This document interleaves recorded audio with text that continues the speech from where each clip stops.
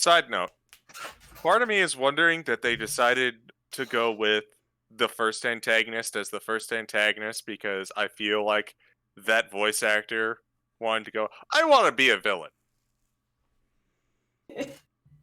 Well, that's a hell of a thing to come in on. Hi, chat. Hello. I mean, CG, I'd agree with you, especially given that, I also thought it was interesting that the entire DSC plays heavily into, like, Alice in Wonderland. Yeah. I mean, that kind of makes sense, right? Well, then, It Alice in does. Wonderland is one of the most openly public domain things that's interesting to go to. Mm-hmm. I still want to play. I still want to play the D&D version of Wonderland. Oh, You could not get me to do that even if you paid me and it was on, like, a partnered stream, dude. That is a disgustingly ridiculous module. Dude, that is the... Wait. That is... I Which know if one? I were to play that, my character's name would be Meat 1, Meat 2, and Meat 3 for each subsequent character. Oh no. Yeah. It is a Gygaxian meat grinder without a doubt. But yeah, someone actually made a module for Alice in Wonderland back in, I want to say, was the late 90s, early 2000s, Krista, and everything is just pure death. Like yeah, like so it was American McGee's Horror, like that kind. Like I want to say the caterpillar is a CR20. I think. Oh fuck no. Yeah. I think the Dormouse is a level 20 monk. Shit. Yeah, it was like one of those things where just like, fuck it, let's do this. And then they put it out and everyone's like, oh, we never game tested this. Oops. Here, folks. Also, thank you for the 40-month resub, Wiley.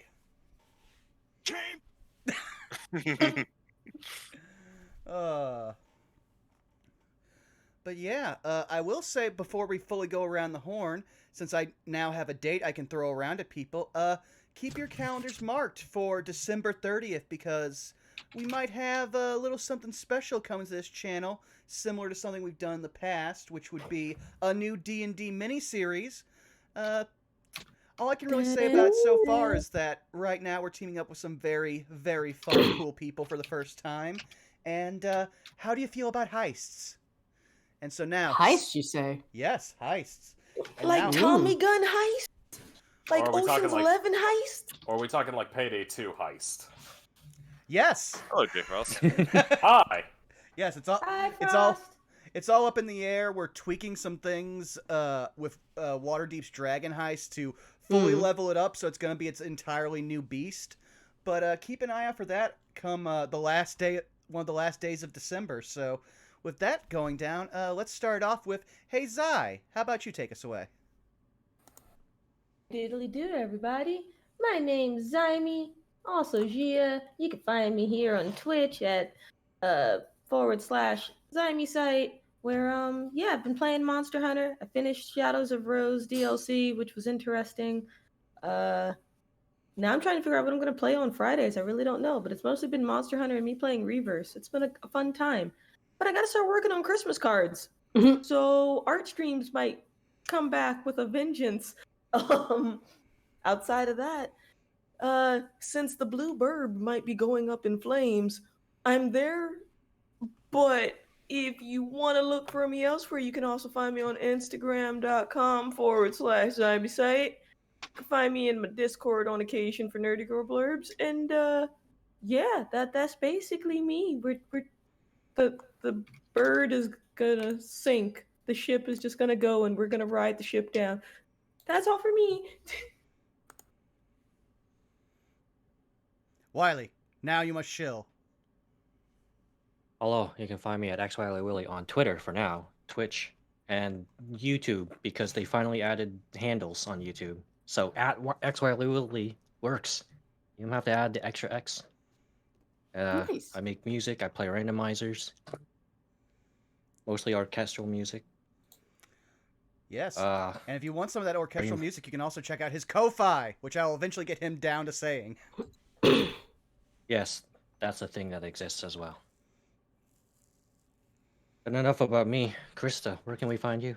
Oh no, I want to hear more about your stuff, Willie. Tell me more. I'm curious. As if About I what? were a potential client, how would you sell yourself to me? I want to know. I don't know because I haven't set prices yet. Well, get on it, man! God I'm damn it! Hi, trying. everybody. I'm Spoiled Chestnut, also known as Krista. I am going to hopefully be getting back into streaming soon. We just purchased a modem and a new router thing. I don't know how computers work, but supposedly we bought the doodly dads that we need to doodly do, and yeah, somehow the internet will worky, but right now I'm on Wi-Fi still for tonight. We'll get it sorted on Monday. I will be taking commissions again. I need to update my Twitter, which is at Spoiled Chestnut, to say that yes, I'm taking commissions. And yeah, I am excited to do more work. That is me, Bob Ghoul. Greetings and salutations. I am Shadow Dancer Bob. I will be playing Sir not appearing in this particular film today. You can find me on Twitch, Twitter, and Patreon at Shadow Dancer Bob. We've got Maelstrom on Sunday. We've got other D&D throughout the week.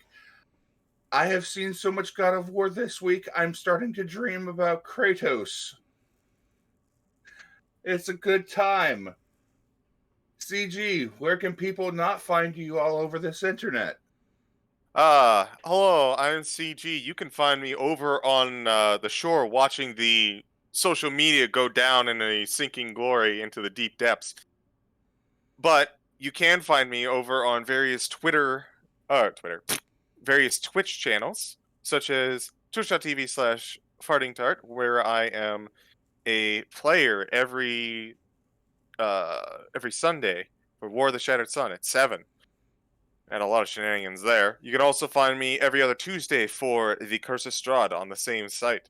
We do have a episode coming up wherein the party was assaulted, and in the middle of an eerily quiet town, there may or may not be stabbings involved.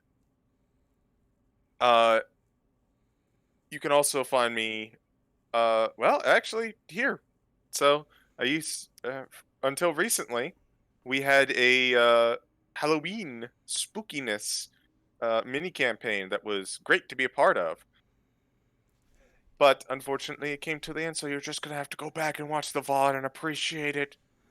True. We had to eventually just unchain you and Theropod from the miniseries so you could stretch your legs and not atrophy. Ain't that the truth? But J Frost, how are you doing, our DM extraordinaire?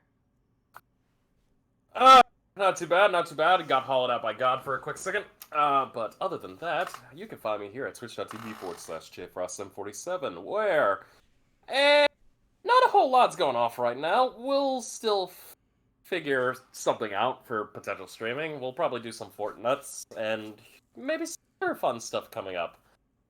But you can also find me at Twitter at Frost747J, where I'm not, really too involved in that too much, except for shitposting and memes, and the occasional, live reaction tweet. Because right now, me and my significant other here are watching JoJo Part 5, and all I can say is, Jesus fucking Christ! Okay, you must immediately tell me how far in you are. We are currently, we literally just ended on, the episode that, where they got the boss's daughter to the boss, and then he decided who pulled. Bruno decided to fight the boss. Yeah. Yeah, and things ain't looking good for Bruno. We don't talk about Bruno. No. You're in for the fun ride that is the second half of this series and its ridiculousness. So I look forward to hearing from you guys about this. Look, I'm going back to watch the previous parts again just because I want to go for round 2, and all I can hear is that fucking Aztec dubstep coming in. Oh yes. Oh god. Listen, I was shocked when Giorno did the inciting incident. To prevent spoilers, the inciting incident when he joined Passion. Yeah. Yeah. That was a baller move. But also, holy shit. And we also just figured out how many of these motherfuckers have stands named after music and which one of them are named after food. Yeah. All of them. Yeah, after part 3, all the stands become music related in some way, and every character has a different naming convention depending on the series. Part 5 is all Italian food, aside from Giorno. Yeah.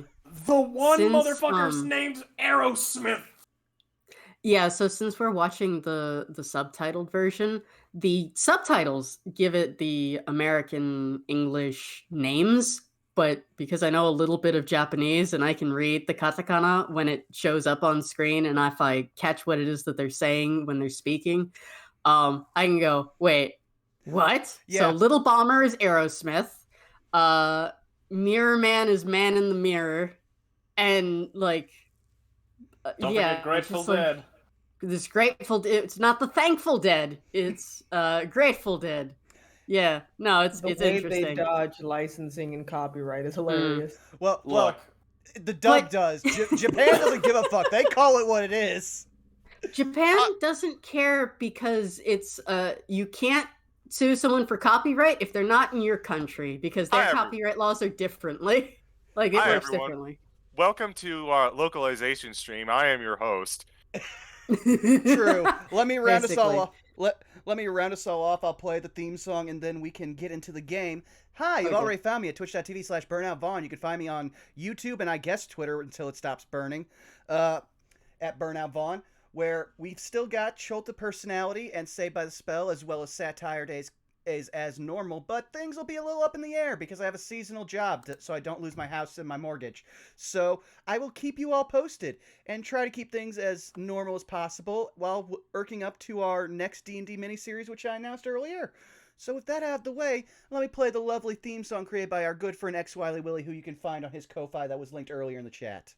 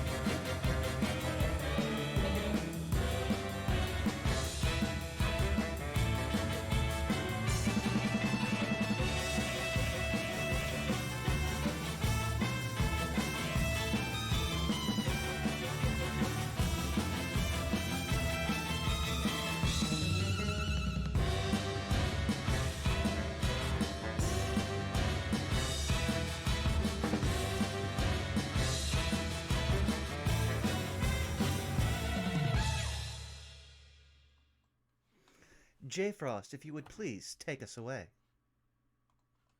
Alright, get in the van. But for real, allow me to play off some school music. Last time on Saved by the Spell, our party was currently dealing with the after effects of, well, the incident involving a few members of a group of radical associates. And of course, some students, hurt more than others, got taken to the Medicaid of the school's facility, healed up, and of course, a few shocking announcements were put into effect. The first being that the school's entire security system would be revamped.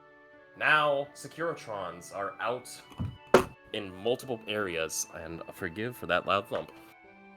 There's also the new guidance bots, which currently help keep tabs on everything going around, and also showing where students can find their classes, as well as other places to be.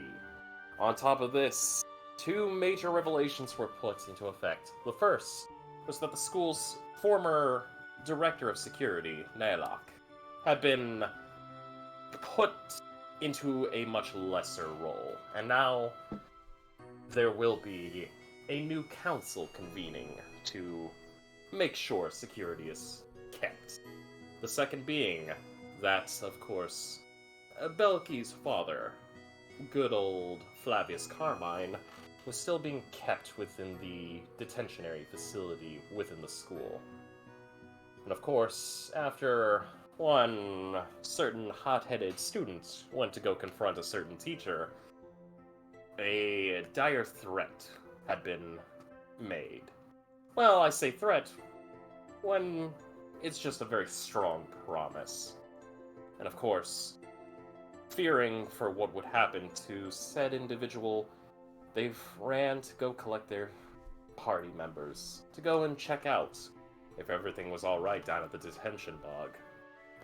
Now, of course, we take our scene directly towards the detention bog, where the students have been given access via a certain Professor Shrub to go within the detentionary center and ensure that everything's alright. And with that, I believe we shall change music.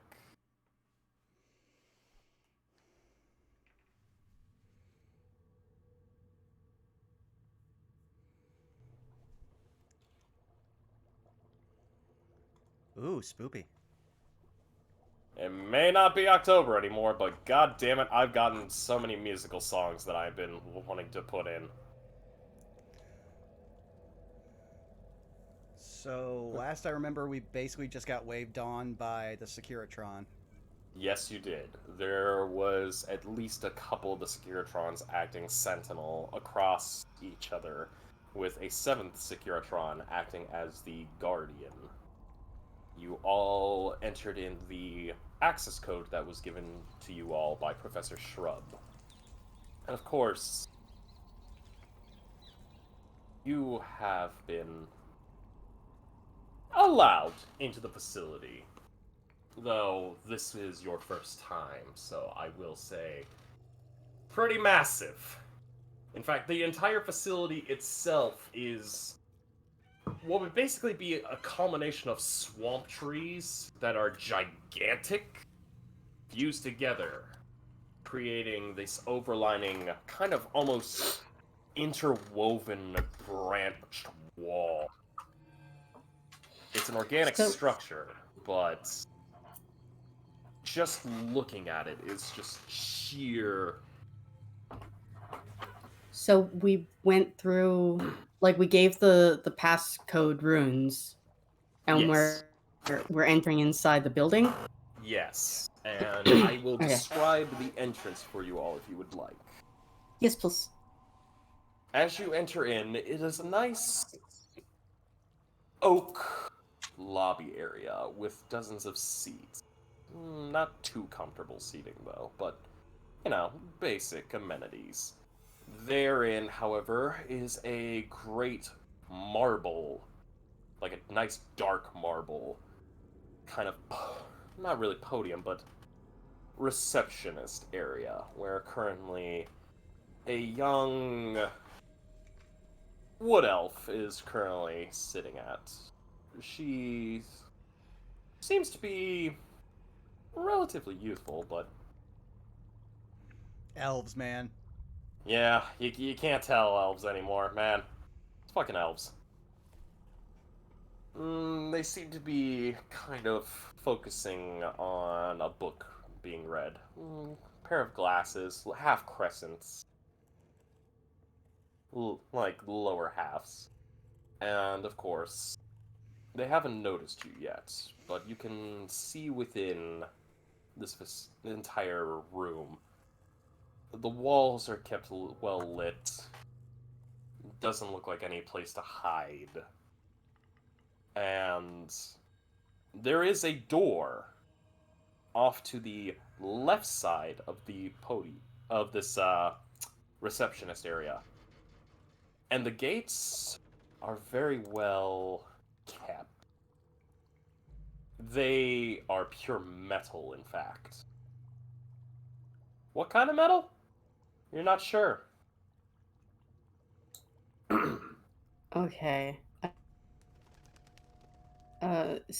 Is Belki still leading the pack? All depends. Oh, okay. Well, I mean, Who's Daedalus is wanting- still riding on Goldblum's back. Hmm. 2 steps back and to the left. Okay. Belki will go up to the elf person. Excuse me? Yes. How can I help you? I'm looking for Flavius Carmine. We got permission from Professor to see him. Hold on 1 second. You watch as this elf kind of brings up this massive encyclopedia-sized book, and just you hear an audible thump hitting the table, and You're cutting out really badly. Am I cutting out for he's- anybody else? No, but I am sort of picking you up from it sounds like the next room on Krista's mic. You may just 1 second.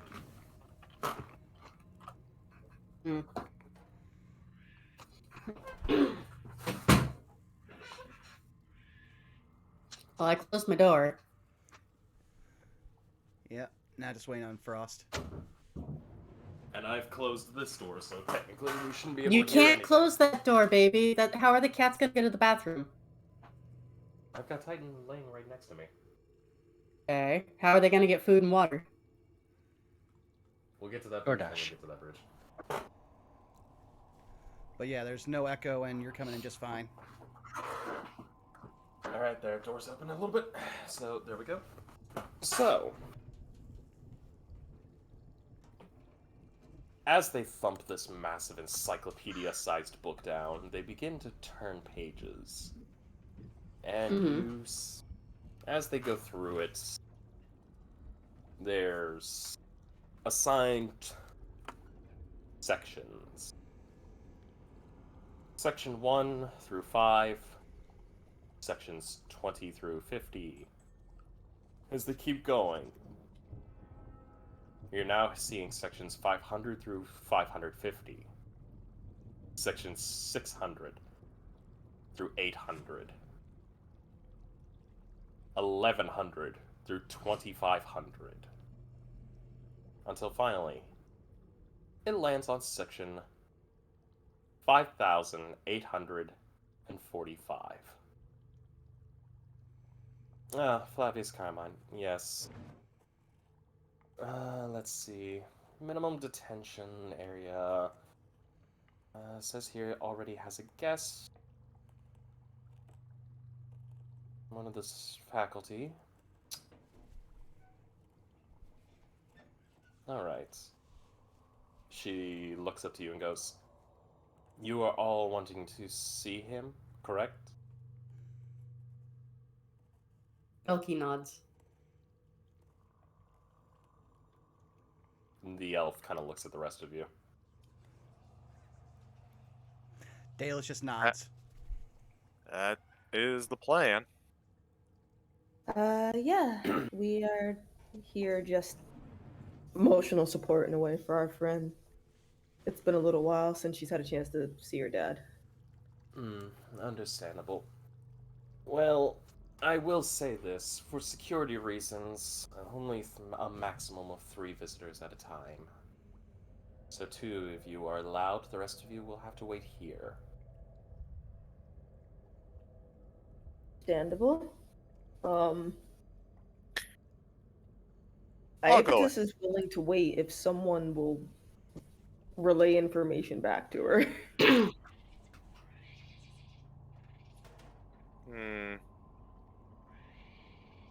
Actually thinks about that for a second. She should probably go. Salas will we'll just. I'll go ahead and I'll stay here. That's fine. Isn't Dare with us? No, and Dare is No, still he's back at the at the hospital. Medicaid, resting Oh, up, that's and right, also, that's right. Also having a nice time with a school nurse who is taking care of him. All right. Then yeah, Belki will look over at Salus and Iapetus. Are you sure you guys don't want to come with? Just to confirm, so the receptionist said that 2 people have Only to a- stay, right? No, only 2 people will be allowed to go. Oh. A maximum oh. of 3 visitors Yep. within a Because there's single someone Because game there's already someone time. there already. Right. Um, Um, I Red? Iapetus will go then. Okay. And Belki will nod to the receptionist. So, I'm assuming that she points to you. Belki, you will be the first to go and kind of stares at you, Iapetus. You are also wishing to go, correct? Yes, at least one of us should be there, just emotional support, like I said. Alrighty. The rest of you, please remain here within the lobby. You will be free to relax. If you need to use the restroom, she points at a section of the wall, and you watch as this section shimmers, and there now is a small door, like a latrine door, that shows a symbol Considering, that considering we were in Riverbloom, I thought she was just going to point at the wall and just say, "Go there." No. God, no. Use a tree. We're in a forest. It's all natural composting, don't worry. Exactly. Alrighty. Well, if that's the case, you two are free to go ahead. And you watch as she, with one hand, kind of pushes a button underneath her desk. You hear an audible bell chime, and these 2 gigantic metal doors begin to slide open forward. Okay. Belki will give a thankful nod and then start making her way uncertainly towards the great big doors. Head directly from the hall. When you get to the end, there will be a guidance spot who will take you to the room. Yeah, thanks. No problem. Be on best behavior. The entire facility is monitored.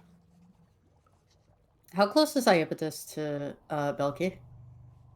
Relatively close, because she wants to talk with you in a low tone. Mm. Yeah, as they're walking away, Belki will take your hand and like as something to hold on to. Seems like she really does need the emotional support. She will like allow you to like grab her hand, and she will respond with like a gentle hold, like kind of, hey, I got you, you're good. Mm. As soon as we are out of earshot, she will pipe up to ask you a question, but she's gonna wait until we're relatively out of earshot. Okay. It won't take you that long because as soon as you two pass, those 2 gigantic metal doors slide close. Cool. Hey, so Belki, Yeah. what happened? It's complicated. I just want to see my dad right now. I have to tell him.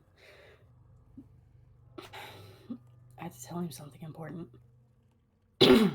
Got you. I just want to make sure that if we're jumping down this dark hole head first, that at least we're somewhat on level with what happened. Admitted, I probably shouldn't have gotten you all involved. This is partly my dad's stupidity and partly mine. I'm really sorry. Hey, no, like that you don't have to apologize for. Friends are gonna look after each other. So we would have come out here regardless. At least one of us would have. Belki just shakes her head. She hasn't looked you in the eye since you guys have both passed through the double doors. No, I went to confront Nylock, and it went tits up fast. Scale of like 1 to 10, 10 being shit. Probably How- about a 25. Oh. So this is the first time Ibis probably had a good chance to look at Belki. Can she tell that like she physically went through something? Because as far as I know, above game you didn't have a chance to like recover from what happened. So does it look like she's been damaged in some way? Well, it's power word pain, which I don't know if it leaves any marks. That's up to the DM. Gotcha. To answer, no, it does not leave physical marks. Got it. But she looks mentally frayed. All right. Well, I won't push you to say more than necessary. I just want to make sure when we get down there that we're not stepping on the wrong side of the rules, so to speak. It's easier to get this. If anything happens, Go ahead. if anybody's in trouble, it's me. So I really don't want to get you guys involved in my fuck ups. It's and she sighs and rubs her head with her other hand, and then takes a deep breath and stands up a little straighter. Nylock Hey. said some things about my dad, Mhm. and my dad isn't from this plane. And he said he was gonna banish my dad. And my dad can't go back to where he's from. And so I tried to punch him in the face. And he Just used sucking in air, just. and he used some kind of spell on me, and I don't know what it was. And then I got scared and went to go find my dad. I can see why you were shaken up. I'm not gonna lie. So if Mention him anybody's getting probably wasn't a good move, but I understand why you wanted to do it. he threatened my dad, I can't. I'm sorry. This will grip your hand tighter, like, hey, I'm sorry. Belki, it's all right. We're gonna go speak with your dad. Maybe get a chance to talk with Professor Morg. See if something can get worked out. Naylock kind of works on a rule of this is what's going to happen because, you know, he's a by the books sort of person. But I feel like if the school or the founders or anyone else in charge really didn't want your father to be here, he wouldn't have been here. He wouldn't have even been allowed on that stage. But we all know Nylock's a slimy fuck. And he doesn't do anything straightforward. That's true. But given that he's been demoted, we don't know exactly what control he has as far as punishment or anything like that for your father. So let's not hedge all of our bets yet. I have a feeling maybe we might be able to find some more information from Morg, but Don't beat yourself up entirely about this. Punching No, him wasn't the best move, but technically that's your punishment already. Naylock can't do anything else without, well, risking disciplinary action himself. if I'm used to getting in trouble. If something happens, if something comes up, I was the one who did it. I don't want you guys to get in trouble. I shouldn't have. I got scared. I shouldn't have called you guys to help me. I'm sorry. Hey. Tips will full stop, grab the other hand, and like turn her around. Hey, stop. Stop. We do crazy things for people we care about. Trust and believe. If something had happened to Lucy because of that puzzle, or if Lucy were in the position that your father's in right now, trust and believe I'd probably do some things I shouldn't do too. Because as much as I fear Naylock, I fear our mother more. So don't beat yourself up about this. We'll figure out what's going on. Just it won't help for you to bring yourself down. We're your friends. We're going to be there to help you. Belki will give a silent nod and pull Aevatus into a big hug. And just He give will her a give you little big squeeze. And after a moment, she'll take a deep breath and pat and step back. And she'll still hold on to your hand, but she'll give that that Belky smile that she can't really hold up very well right now. And she still looks like she's on the verge of tears. All right. Let's go find that robot, huh? Let's go find that robot and get you to your dad. Yeah. Let's go. You proceed to walk down the hallway, and it takes about a couple minutes, but eventually there is a guidance bot currently just standing there at attention, and as you get closer, a digital face appears and it goes, "Hello, and welcome to the Detention Bog Center.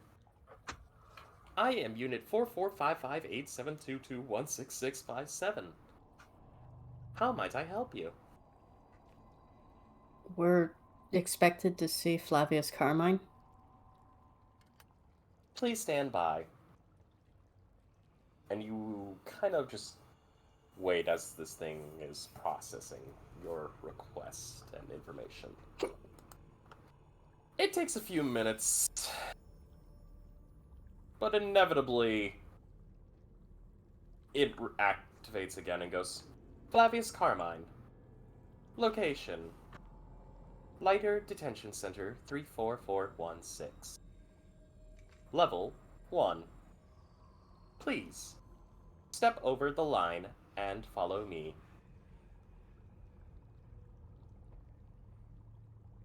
I assume we do? Steps over the line.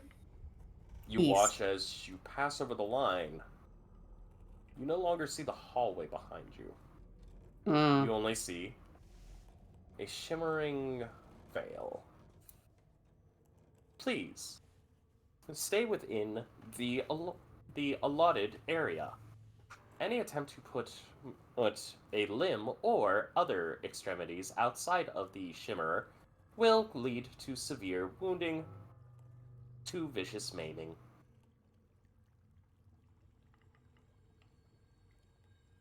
And with that, you feel the ground beneath you kind of shake a little bit, with a chime of a small bell go off. Level 1. Please follow me. And watch as the guidance bot steps out from the over the line, past the shimmer. Do you follow? Yes? following the bot, not stepping off the path. Nope. Nope, nope. Nah. You see a fairly sized hallway, at least 50 feet wide by 50 feet high, with different platforms. The bot continues to move forward. The doors seem relatively light, mostly made primarily of wood. There are some locks and stuff on each and every one, but nothing too major. It's here that after walking approximately 200 feet forward, it makes a right turn to this one door and goes, occupants 2. Status calm. Please be sure to be on best behavior, as proper requirement would state. And you watch as this thing kind of opens up its chest cavity, and you see a tray hauled out. Please surrender any and all objects that could be used as potential weapons or instruments of destruction or death. I don't think Belki had anything on her. I don't think Iapetus does either. Just to be on the safe side, I'm going to quickly check my bag. Well, technically, at no, least- I don't think I do. Well, technically, Zai, you have 3 weapons on you, but they exist in an extra dimensional space until you summon them. Exactly why I said in my bag. No. So long as none, but if any of you are carrying like a dagger or anything, any Yeah, and all that- weapons will be confiscated. That's why I was Oh. opening up my bag, because I was like, I wanted to make sure, because I didn't want to say, no, I don't have anything, and then it'd be a lie. It's all good. Yeah, no, I'm good. I'm good. No, I don't have anything to turn over. I'm sorry. Scanning. You watch as its eyes begin to project a beam of light upon Yeah, both of Belki you. did magic, so. Huh? What's up? What? Ooh, someone's cutting out a little bit. What'd you do, Belki? Oh, I said that she didn't bring anything with her to see Nylock, so she didn't have anything on her. It's just formality at this point. Yeah. Like, it's going through the proper process and procedure. Scanning. Yeah. No items detected. No residual magics detected. Please. Enter, and, of course, be on best behavior. It taps away at this wooden keypad with different runes on it. And eventually you hear the door unlocking and opening up. You are free to enter this room. The door will lock behind you, unless you wish to be set out, which of course will just require for you to call for me. Okay, bot. You. Any particular sort of summon we need to get you, bot, or is it just hi? We Oh. would like to leave. A simple request to, of course, be free from the room. However, it will not be problematic. I will wait outside. Thank you. Belki will nod to the bot. You two are let into the room.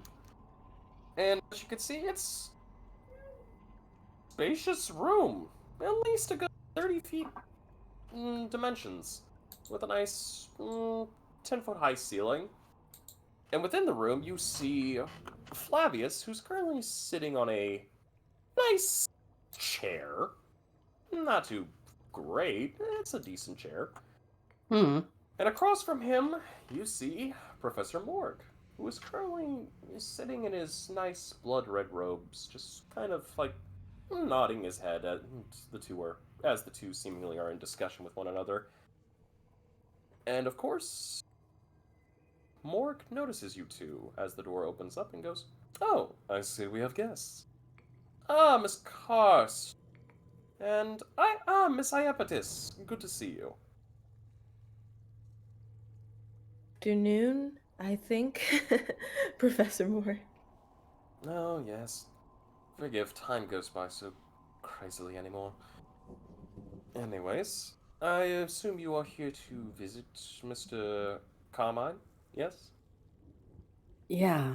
Um, do you mind giving us a minute? I'm afraid, Miss Karst, I must be present. Mr. Flavius here has been quite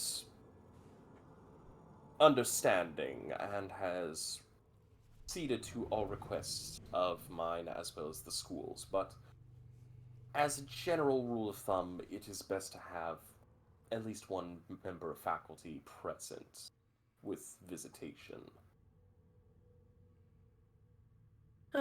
Belki, I think that's fair. Just, for the sake of making sure no one, does anything they're not supposed to or tries to pass off things they shouldn't. Yes, we go through vigorous security right now, especially now that the changes are occurring. We already got scanned. I don't have anything. Reassuring grip on hand.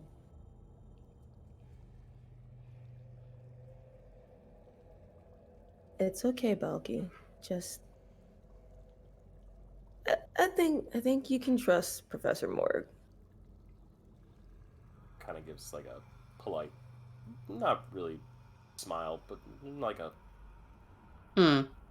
a show of ease. What's Flavius look like? Because I'm sure he can tell something is amiss. What's he look like? No, like, what's he, like, what is, like, his emotional outlook on, like, what does his face look like at the moment? You know what I mean. Chillin', just vibing. He hasn't noticed Belki's really upset.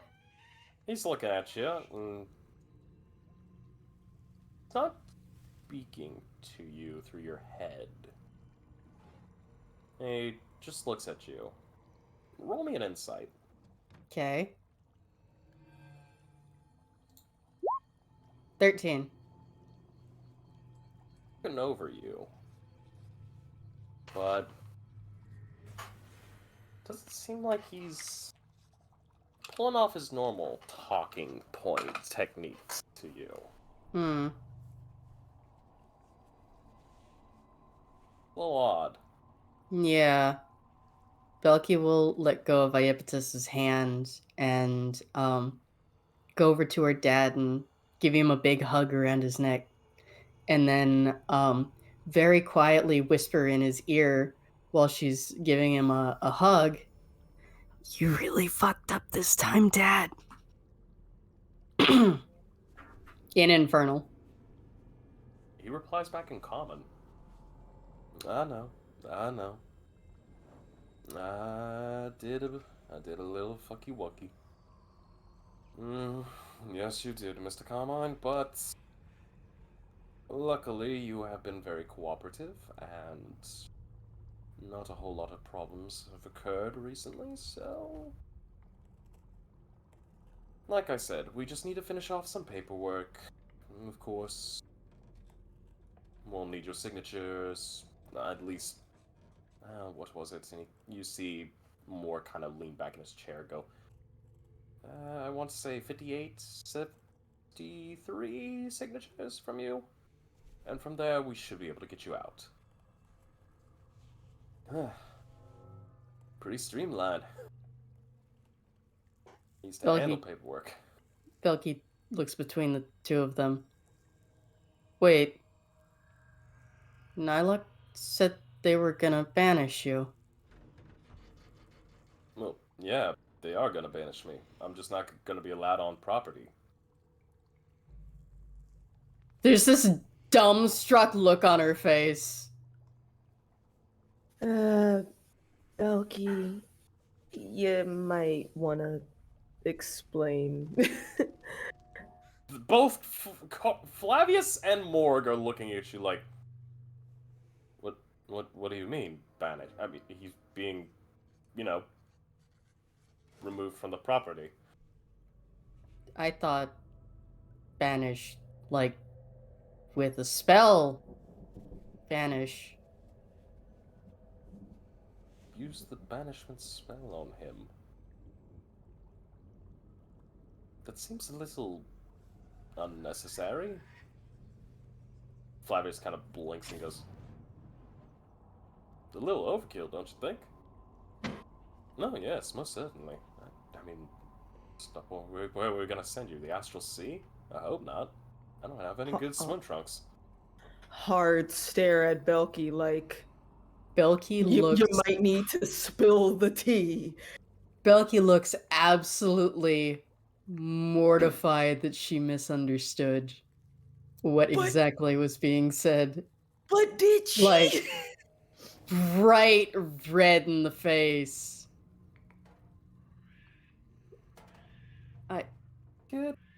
I thought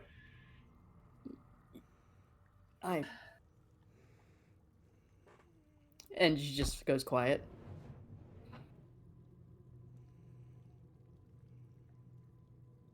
Oh, you'll have to forgive me. More kind of pipes up as he just looks over and he's.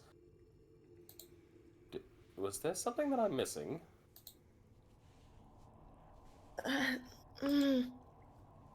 But this is trying to give Belki the look of she's not mad with her at all. But she is still taking it the way you said it. And since she wasn't there with Naylock, she doesn't know the rest of that conversation. But she's giving the eyes of, you might want to tell them exactly what you told me.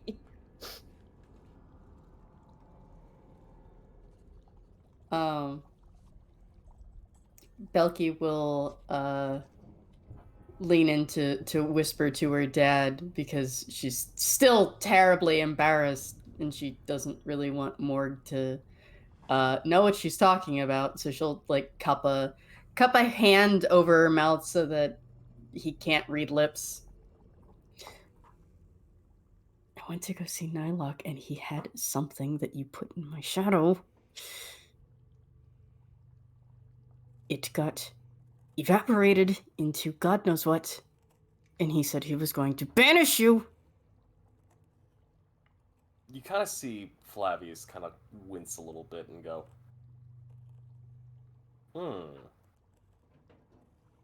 Yeah. Nylock, well, not.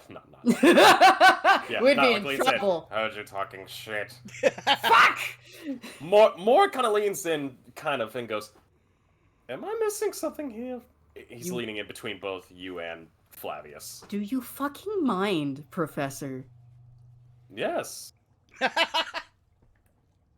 I'm a professor, and if something's going on here, I should know. Remember, security's changed. Yeah, that's nice. I wanted a minute with my dad, and you wouldn't give me that. So, yeah, you're gonna have to deal with it. Sorry. Yeah, you have to understand, this is the detention bog. A good chunk of rights go out the adamantium door.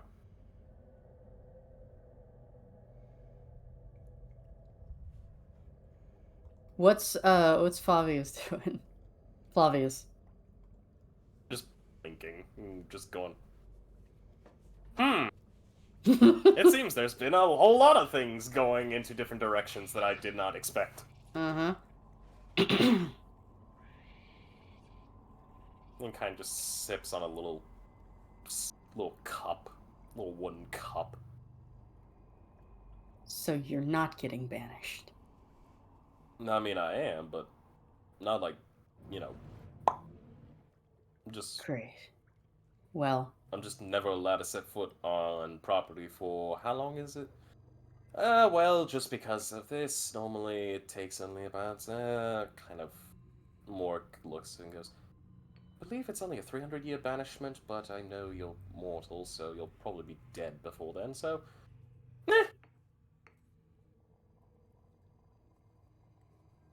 Dad, what did you do? mean basically the more kind of pipes up. Well, your father brought an illegal entity on campus. Mm-hmm. It's been handled. At least I know it's in lockup. We'll probably send it back to its realm. Mm-hmm.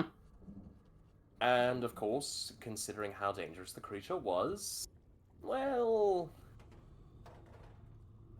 that's at least a 300-year banishment. And the staff? That we've had a long discussion with. And he looks to Flavius. Morg looks to Flavius, and Flavius goes, considering the circumstances of the situation that have transpired, I have pleaded a case with the schools to have the item removed from its inventory, so to speak, and returned to its proper location. Yes, we will be sending the item away. Granted, we will be sending it away ourselves, so that way no one gets a hold of it. Currently, it's being kept within the vault. Okay. We've And- also followed up on a request of the last director to move any and all special items from the museum within the school's vault system. So we will still have many of the historical pieces and, of course, a few of the models and replicas up. But anything of extreme magic will be kept within the school's central vault system. And you're gonna give Dad back his guitar? We will mail it to him. It's being kept currently in lockup. Belki will look at her dad and then back to Morg. Did somebody touch it? I mean, kind of makes a mage hand and just goes, we handle any and all objects, with precision and protection. We're not morons. Yeah, who would go around touching magical objects? Lex kind of chokes a little bit on his drink and goes, Side eyes her dad. Do you even know where that staff is supposed to go? we will be sending it to and he kind of looks to Flavius and he goes, if I remember, we're sending it to an arcane facility over within the Deramarian Sea? Yes, the Deramarian Sea, specifically the dunes of Deramar. Ah, understood. And I believe that is where the arcane library is. Yes, one Mr. Prillik will collect it. Understood.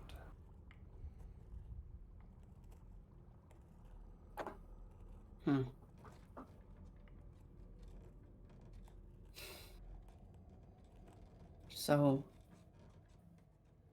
this is the last time you get to come here, huh, Dad? I guess. Unless, something changes, but everything is,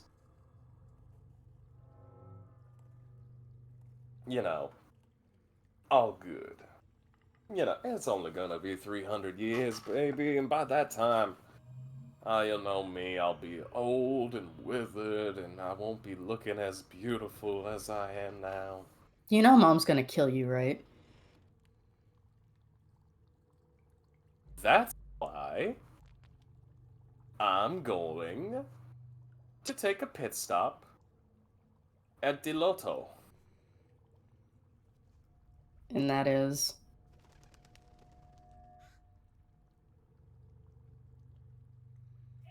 It's a little place that I need to go to first. You know, just to saddle up on some stronger leather armor.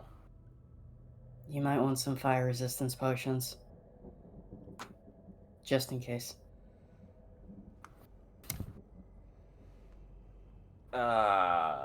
You know, it should be fine. It's not like I never, you know, we don't hear. Right. And Belki will look over at Iapetus. I gotta go apologize to my friends for all of this roundabout nonsense. So I should probably go. And I'll see you when school lets out, I guess. You don't owe me an apology. You wanted to be able to see your dad, make sure he's all right. Looks like he's all right. So you're all good in my book.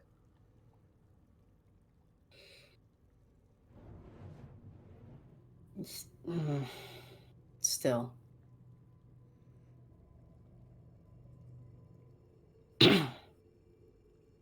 Professor Morag, thank you for giving us the opportunity to check in so that Belki could see Flavius here. Just I hope we didn't interfere in any way.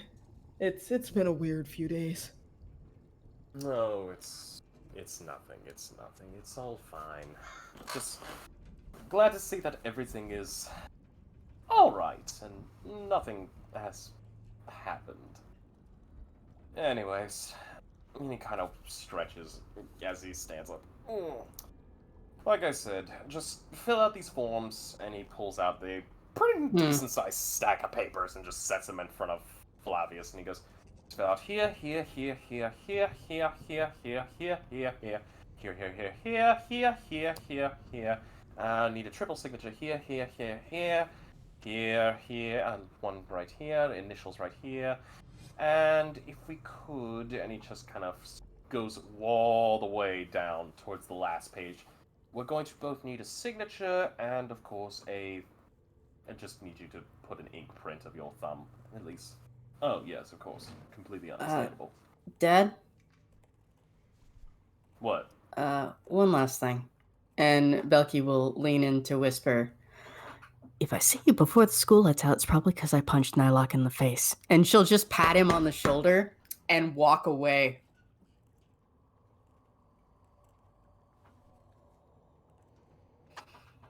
Just looking at you.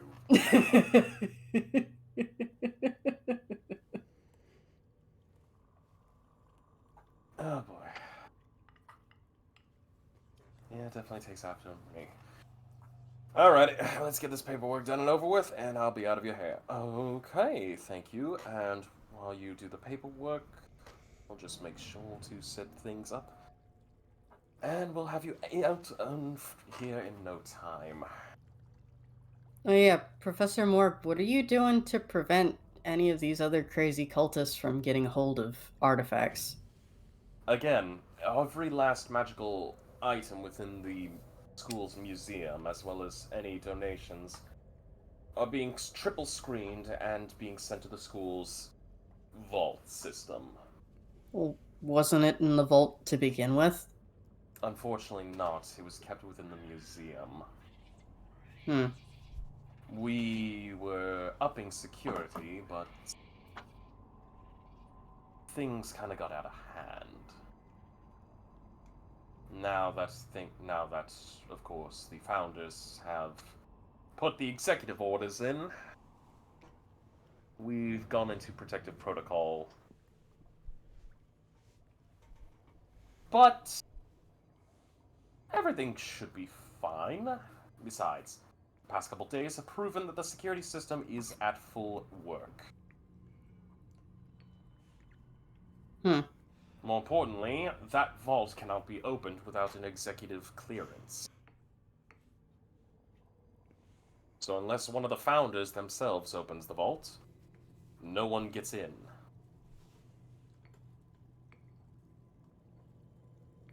I guess that's the best we could hope for.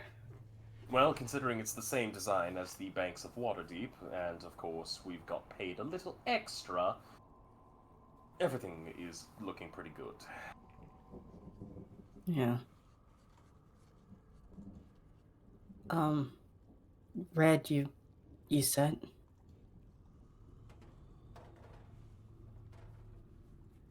Yeah, I'm good. Well, Professor Morg, it was nice seeing you again, although we've got to stop meeting on terms such as these.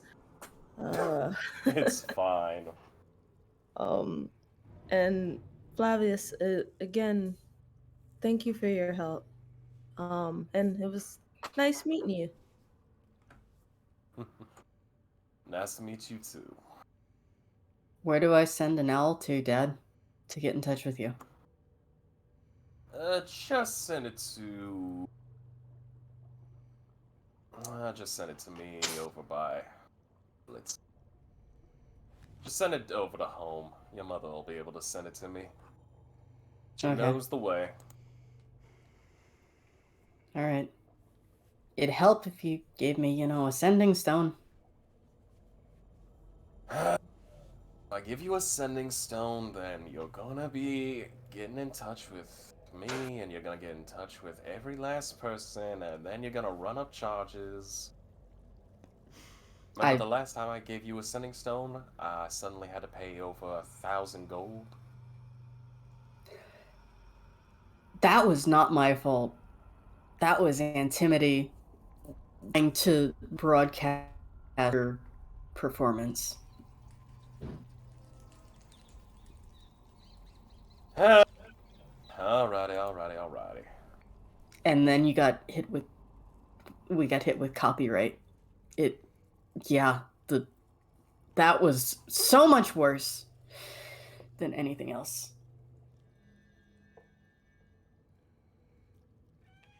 I'd say your lawyers are bloodsuckers, but, that's kind of an insult to bloodsuckers. Yeah, it is what it is.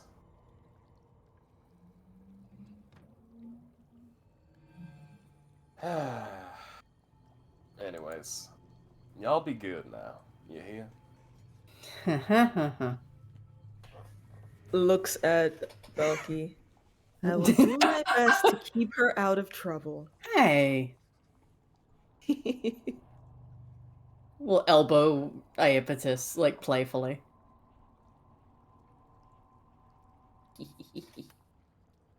She just All right. laughs. Come on, Red. Let's go. All right. Mr. Bot, we would like to leave now. Excellent. Disengaging door lock. And as the door opens up, the guy in Spot just is there and goes, "Please follow me back to our lift."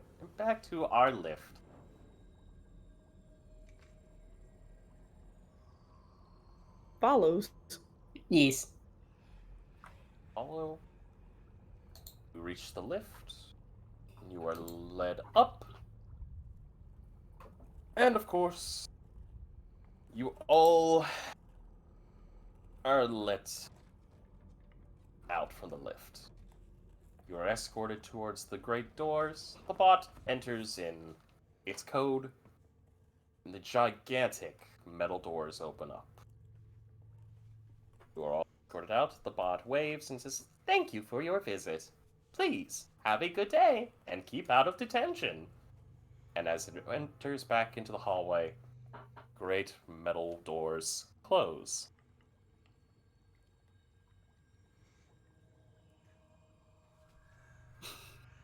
Now back into the lobby. Okay. Where you see Daedalus using Goldblum's arm to write out a message in the sky with Skywrite. Which would read... Skywrite? Yeah, no, just like I just scroll back up here to what we were all doing in call text chat while you were busy with all that. Oh no! I saw that.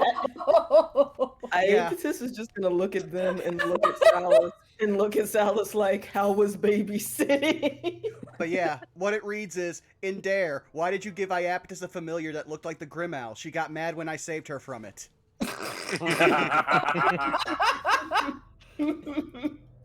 Now all of China knows you're here. Uwu did a fucky wucky. Listen, you should not expect us not to shitpost to hell while we are busy with other scenes. I see that. Respect it completely. My Cord, behave yourself, or I will give you a taste of this battle axe. I mean, have you seen my profile picture here? So, Willie, how many spell slots do you have left? Okay, technically, I can ritual cast Skywrite. This time we weren't in a rush. To be Leave it fair, up the data list and no slots. I'm sure we had more than 10 minutes to do that, right? I mean, they were gone for a Yeah. good minute. Yeah, so... So yeah, Definitely. everyone... At least a good Ritual hour cast. plus. I just now want to imagine that there's half the school's population just going, what's a Grimowl? Oh no. Literally, there's just one dude who's currently, like, just, like, outside.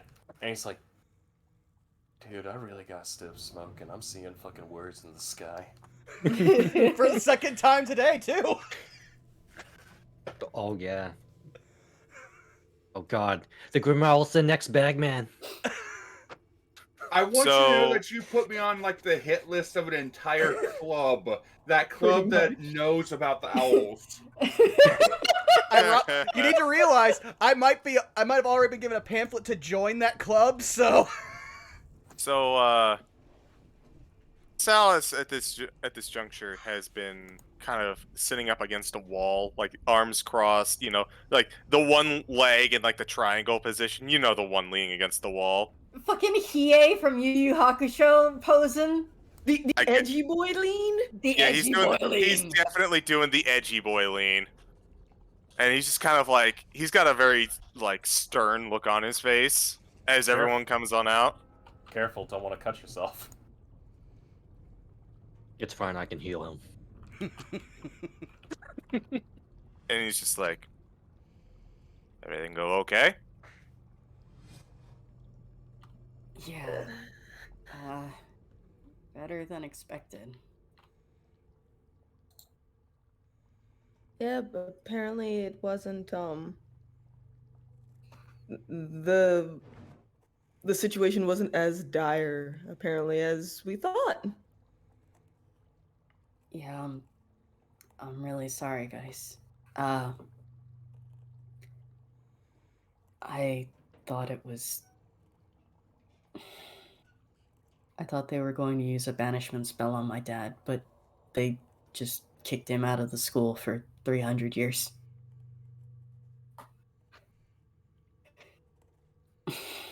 Well, I s- suppose we can go ahead. Oh, I'm sorry. Salas just kind of sighs. I suppose then there's no harm, no foul, right?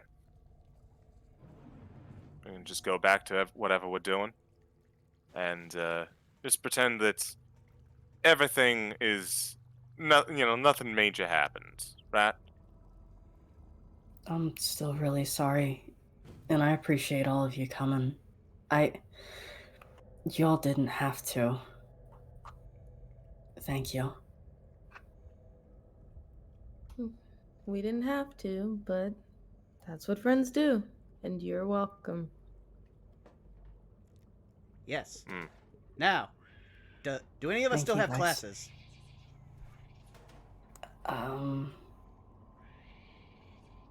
I God? don't think so. We just left Incomancy, so I think we still got a little bit of time before our next one starts up. But yes. You got a bit of time. All right. I think I'm taking the rest of the day off and probably gonna go see and What is that? And Belki points at the sky. Oh, well, you remember the owl that Iapetus came through with on her shoulder? He told me that owl will Yeah. steal her soul, or anyone's soul, and so of course I blew it up, and she got mad, so I want to know why he did that, if he knew that, I would attack it on sight. Do we all want to go visit Kathmandu? if I go visit Catmandu right now, I might do something I regret. I would like to So- see that. I too would like to see that. I could use a boost in my mood. Yeah. He's in the medical center. It's fine. Listen, Aepatus, if you want, I can change your mood from anger to dread real quick with a single sentence. Go on. Your brother now has access to Skyrite and has any wish he may want to say about it. Just think of all the things that he might put up in there. Goes over, I guess, the 18 in normal common human years that she's probably lived with him. And is like, actually, no, that's not really that terrifying at all. Okay, but hey, Specs, can you draw a giant phallus in the sky? Looks at no. looks at Goldblum, who has to cast a spell and then let him use his arm to draw it. Goldblum, please stop. Please Do it. desist. Do it. It Do takes it. 10 minutes, so you can easily stop him. Big guy, do it. Come on. Come I on. was Aepatus trying is to avoid this leaving. She's outcome. done. Come on. She's done. She's Come gone. on. You guys are gonna look, and it's just gonna be an outline of like Iotis where she once was. As a matter of fact, Frost will need to roll for that. You know, I'm okay. Describe to me because everybody was laughing so hard, and I had to mute myself for a quick second. So as soon as she sees this whole, can you make a phallus in the sky? She's just gonna look. I would Think say about the fact that she's probably still covered with ink from the owl, and it's just like, nope, about face, so, like walk away. It's not a quick stride. I'd say intimidation if you want them to get the gist. If you want him to what? To get the gist. Oh, got you. Just okay then. Not intimidating at all. The sweetest dog. She's still walking away. Wait, did you turn into a dog? Oh no, as in like I'm playing off the whole pupper thing, but Yeah. yeah, Oh, no, okay, just okay, the okay. sweetest thing just walks away, intimidates no one. Belki is going to get them to be like caught up in spending the 10 minutes to make the thing and piece the fuck out while they're doing that. Oh, I wasn't there, Professor. I don't know what they were doing. No, I couldn't possibly imagine. I would no. like to take a moment here to do two things. One, there is now a penis in the sky. And two, underneath it, unknown to you guys, you see, in words, free my boy Chimby. What? That's more of a call out to roll with me. I get it. Is this like a Harambe thing? I will have you know that Chimby is happily bound the contract, and he is my champion. Don't make it Chimby time up in here, J Frost. It will become Chimby time. Oh no. I am 100% here for Chimby time. The funny thing is, we are one level away from Daedalus having access to Chimby. Oh God, no. Do not make me go and download Chim Sui right now. I will put it in this fucking playlist. All right. Look, that DMCA. Chim Sui is a fucking treasure. Yes, but aside from that, Daedalus, once that's finished and you realize the only people standing there with him are Goldblum and Sal, he'll be like, I guess we should go to class. What is, Oh, yeah, what that's is the this Salus that you're talking about? I honestly expect Sleep Salus too? to peace out before we did. Oh, well then. It's just gonna blow! Where'd everybody go? I thought we were going on over to. In there. Talking to Dare. Well, you then left us for 10 minutes drawing a dick in the sky, so we don't know what's going on. Sounds like Yes. a y'all problem. Yeah. No. It's going to take another 10 minutes, and all of a sudden, Belki, why did you ask us to draw us in the sky and then leave us? I don't know what you're talking about. What do you mean? I didn't say that. All right. It takes a little bit of time. You get to the Medicaid facility. Okay, medical facility. It's like that one meme of, I think I'm gonna gaslight you for fun. You're gonna gaslight me? No. Who said anything about gaslighting? That seems to be everyone's role with Daedalus in this game, so. I can't gaslight you. You're too smart. He is very smart. He is not wise. But Pardon me, I just need to open up this monster thing here. But you're not covered in gasoline. I can't light you. One of these days we'll wind up at the medical facility. well, you guys will. Yes. Daedalus and Goldblum are gonna have their own adventure soon, so go ahead. You are all If they don't get caught by the receptionist lady back in detention. You are all so lucky right now that I have to wait at least a few more weeks until Toma Beast 3 comes out, because then I'd be throwing some shit at you. Anyways, you are all back at the Medicaid facility. And there, you've currently gotten yourself a little bit fluffed up, cleaned. You're sitting comfortably in a bed. You still have some schoolwork that you're working on. A little bit of some tea has been provided to you. Yeah. Nice tea, a nice chamomile tea. There are various books scattered everywhere. There are designs of all kinds of random chicanery about. There is this and that everywhere. It is organized chaos, at least in that little particular section of the medical office.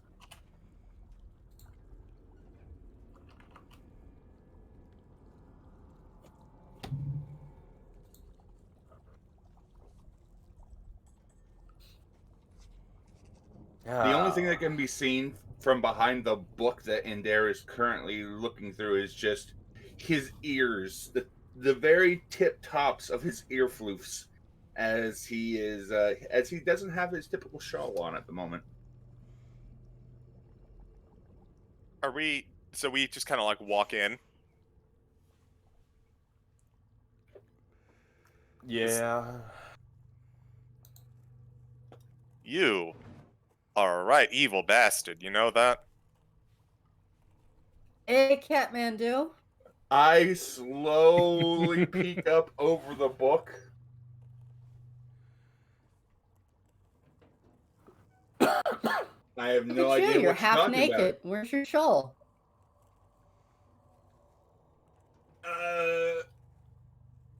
It's over there, and he motions over towards a shawl that is on a hook right next to the utterly destroyed, very fancy ball outfit.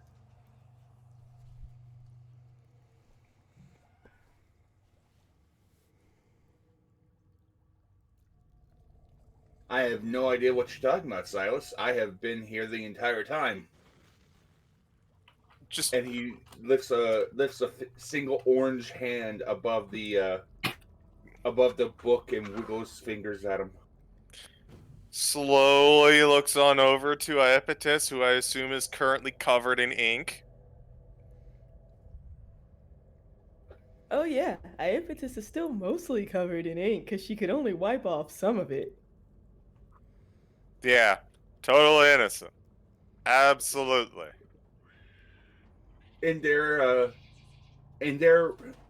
leans over, grabs a small pouch off of a nearby table. He picks up a small bottle, and he looks over at Iapetus, squirts her a couple times with it, and the ink begins to vanish. I'm gonna let that one sit for a little bit. Prestidigitation. Wow, can't believe the cat sprayed you. Shit. Yeah, they usually hate spray bottles. Yep. So Iapetus is going to actually no, I'm not gonna say anything. She's just going to look, and she has that the mom who didn't want to go out to this place to do anything because the kids were driving her crazy look and she's not having their shit. She's just gonna do that. Hard stare. She's not saying anything. But Frost, you're gonna get a message from me. Oh boy.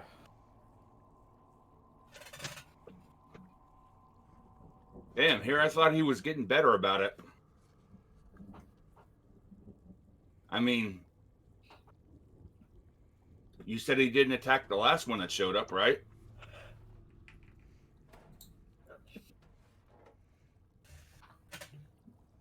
Last one?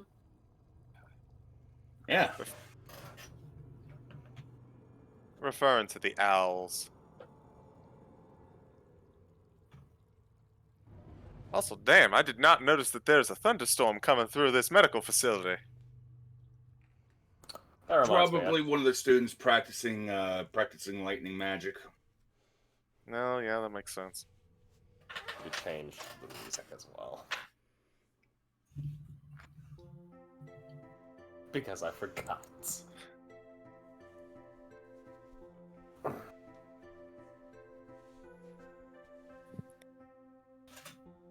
So, we got everything sorted with Belki. Just wanted to let you know that everything turned out all right. Oh, that was a Belki issue. Belki looks embarrassed and doesn't meet anybody's eyes. Just looks very interested at the phallus out the window. Yeah, so I'm not entirely sure how much was told to you, but there was a small emergency that thankfully turned out to not be an emergency.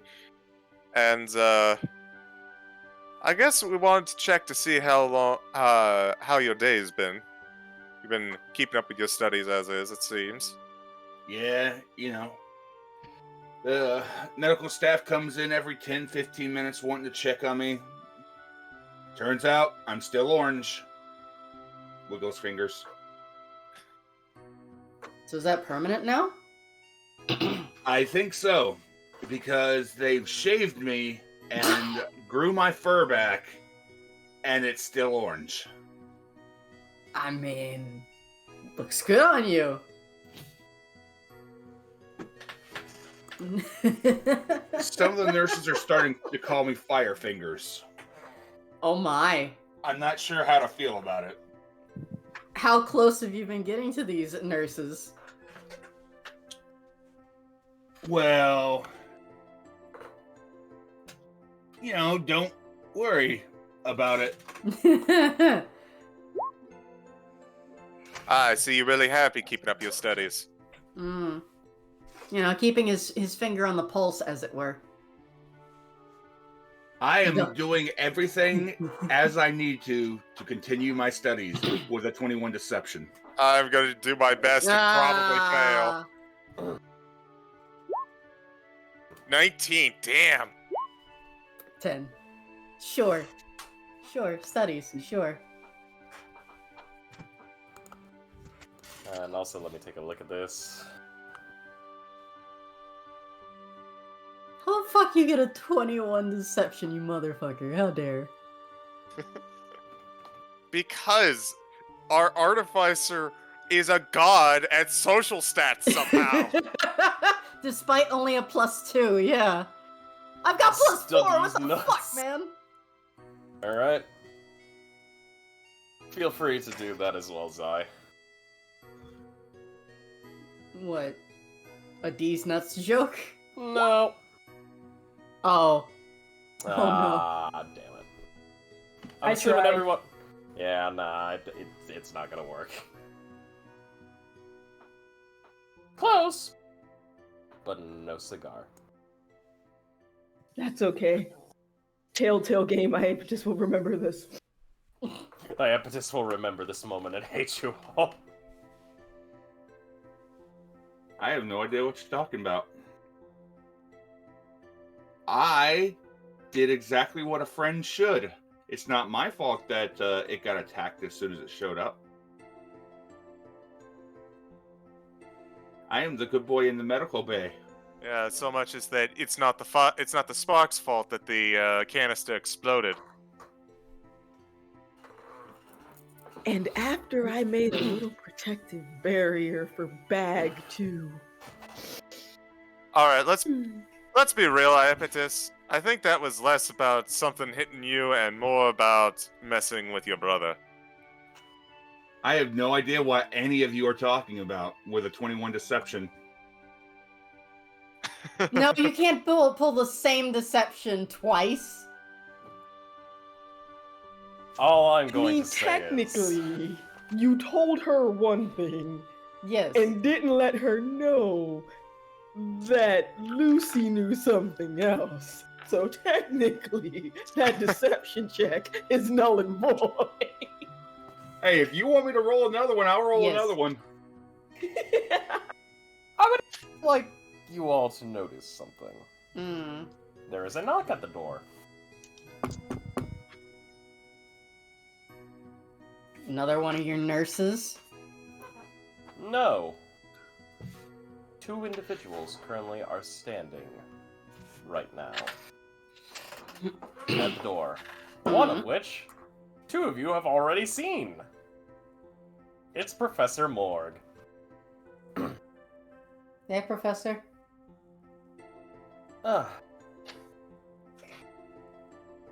Good. Good to see you. Everything alright in here? Wanted to come in and offer, condolences for what happened and help check out everything.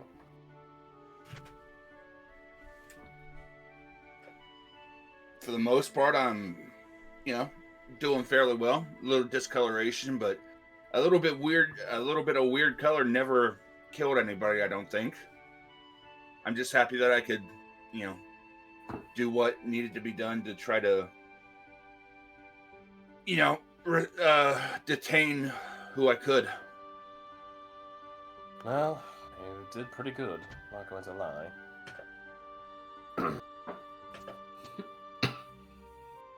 And next to him is a familiar woman with a nice kind of cross symbol on her chest, wrapped around in a necklace. Professor Beale.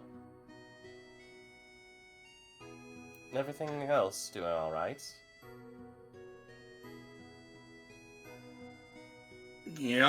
I think I'm gonna have to take you up on your offer before long, because I keep running into things. Fair enough. You might want to check your vision, though, just in case, before you run headfirst into things. But we'll be glad to have you. We'll try to see if we can schedule in soon, so that way you aren't left out in the cold. Now, in my defense, everything that I may have been running headlong into things, but for the most part, everything that I've run headlong into has turned out okay, for the most part. He looks down at his hands. Fair enough. Anyways, Morg, I need to get back. I've got a few classes to teach. Oh, yes, of course. Just take care of yourself, Beale. And, we're still on for scrimmage later, yes? Oh, yes, most certainly. Professors? Yes, they both turn. Did you find anything out from that one cultist that we brought in? Well, I should say that our cat friend here brought in. You see both of them kind of grimace. He's currently unresponsive at the moment. He's being held within the school's most advanced medical bay. He's alive, but unconscious is not even a strong enough word. Unfortunately, even with the healing magics that we're providing to him, his body is quite heavily damaged.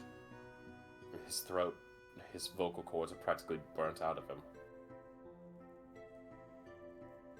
Suffering from... Jesus, I wouldn't even know what to call it. 5th, 6th degree burns. Sure as hell makes 3rd degree look like 1st degree. Is there anybody who's able to detect thoughts? Fortunately, that's a tricky thing to do with someone who's currently comatose. The mind kind of locks itself up and creates its own protective barriers.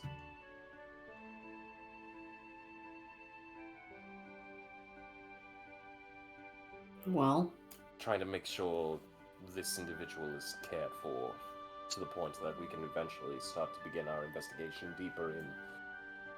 But until then, we're currently, well, shit out of luck. I'm sorry, Professor. It's not your fault, it's not your fault. And besides, just even one life being saved is more than enough.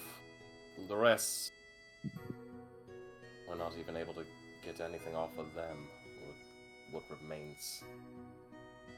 Isn't there a division for necromancy? Or like raised dead or anything? I'm afraid the damage sustained to them are far more unique. Even with our most advanced necromantic techniques, we're basically unable to get in contact. Even talk with dead? We tried. Beale kind of looks dejected and goes, unfortunately, whatever happened to their spirits, their souls, we can't get in contact at all. It's as if it was removed. Like the plane of existence that they were supposed to go to got yanked.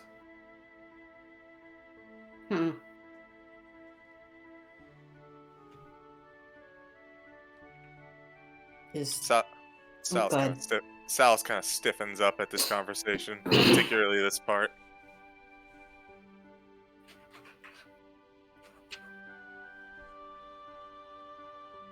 Is there anybody who knows anything about the blood magic they were doing? They both.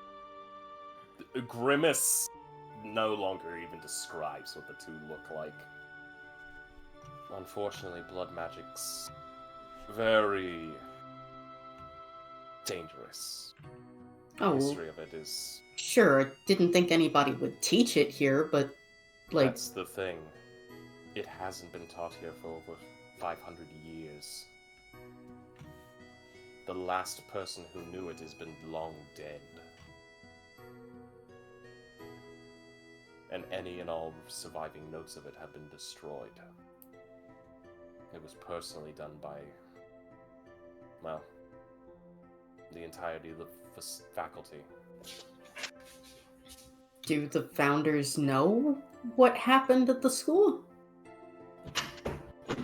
Yes. Hence why the security has been upped to such the degree. More importantly, knowledge of this subject is, well, extremely classified, so to say. The only surviving record belonged to the security department, and even then, there's barely any notes on it. I hate to say it, even that old bucket of bolts wasn't able to transcribe all that information out. I squint.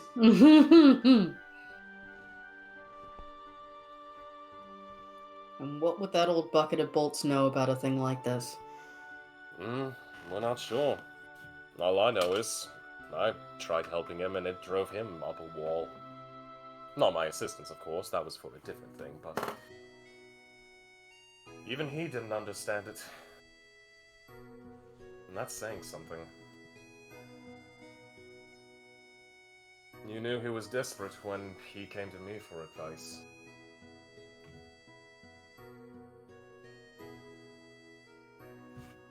See, that's why I never really understood the whole burning of things that are taboo.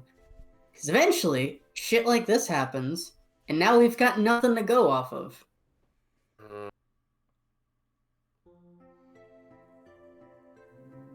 Unfortunately,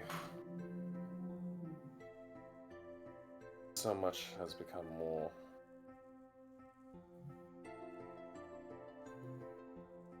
I hate to say it, but for once I actually have to agree with the founders in their original decisioning. Information like this is supposed to be long gone and forgotten. We don't need problems.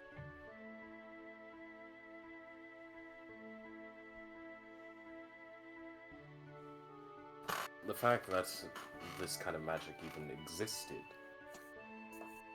is proof of why we discontinued it.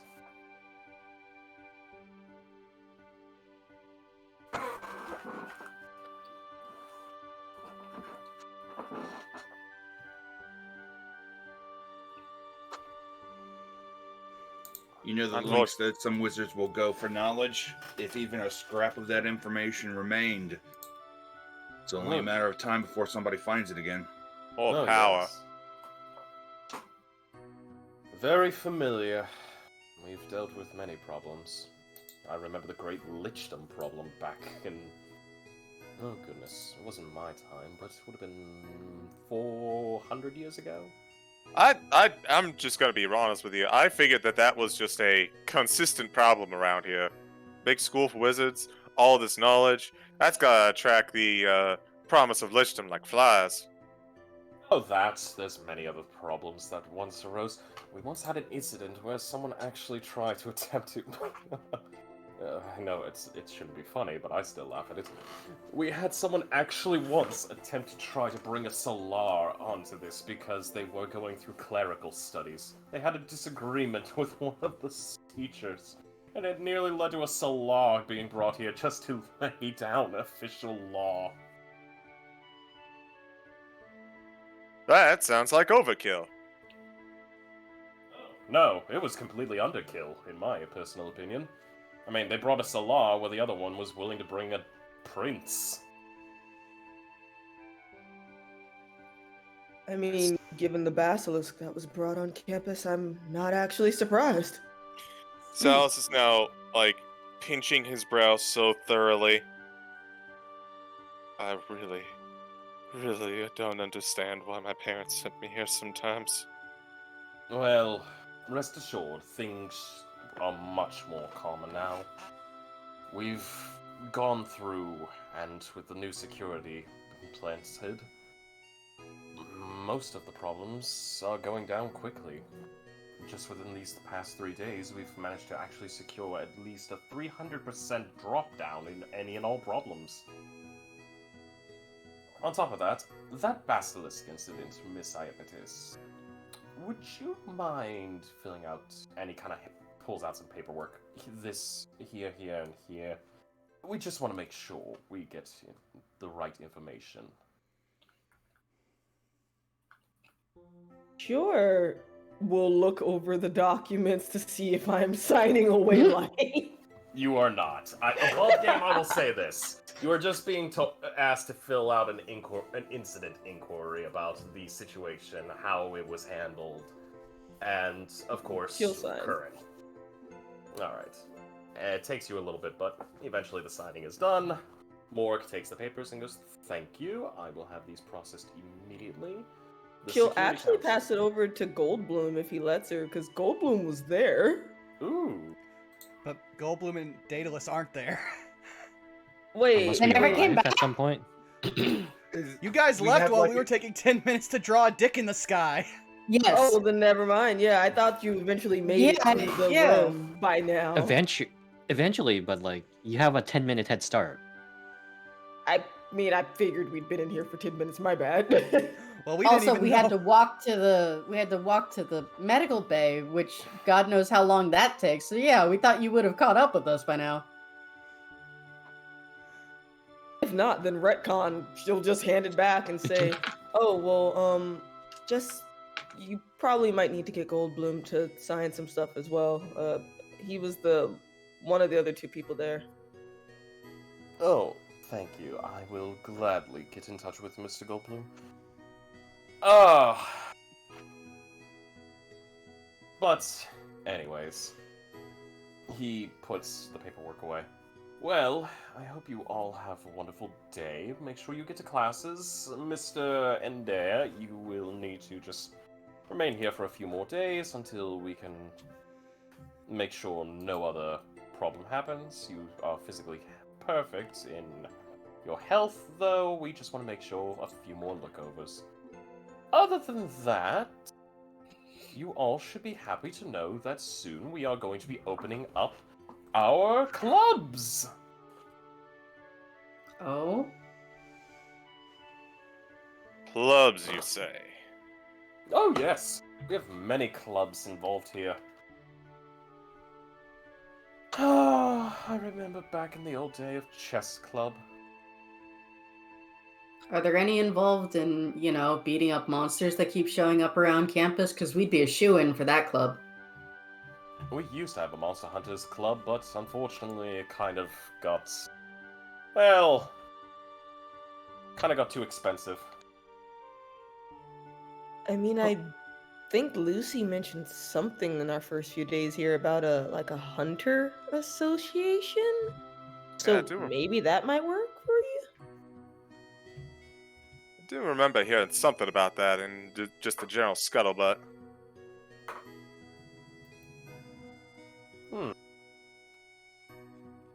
Wouldn't be surprised. Granted, that was the old Monster Hunters club. We might have something new, I'm not sure. All I know is we have a couple different ones that are just absolutely... kind of just kisses his hand and just goes that...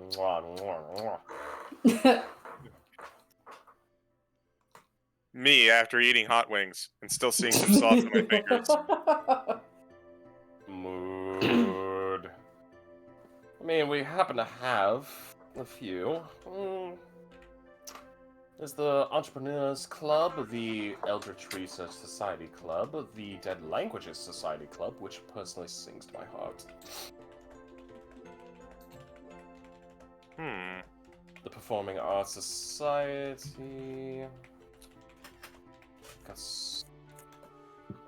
The Student Hunter. Oh, yes, that's right, the Student Hunters Association. That's the one.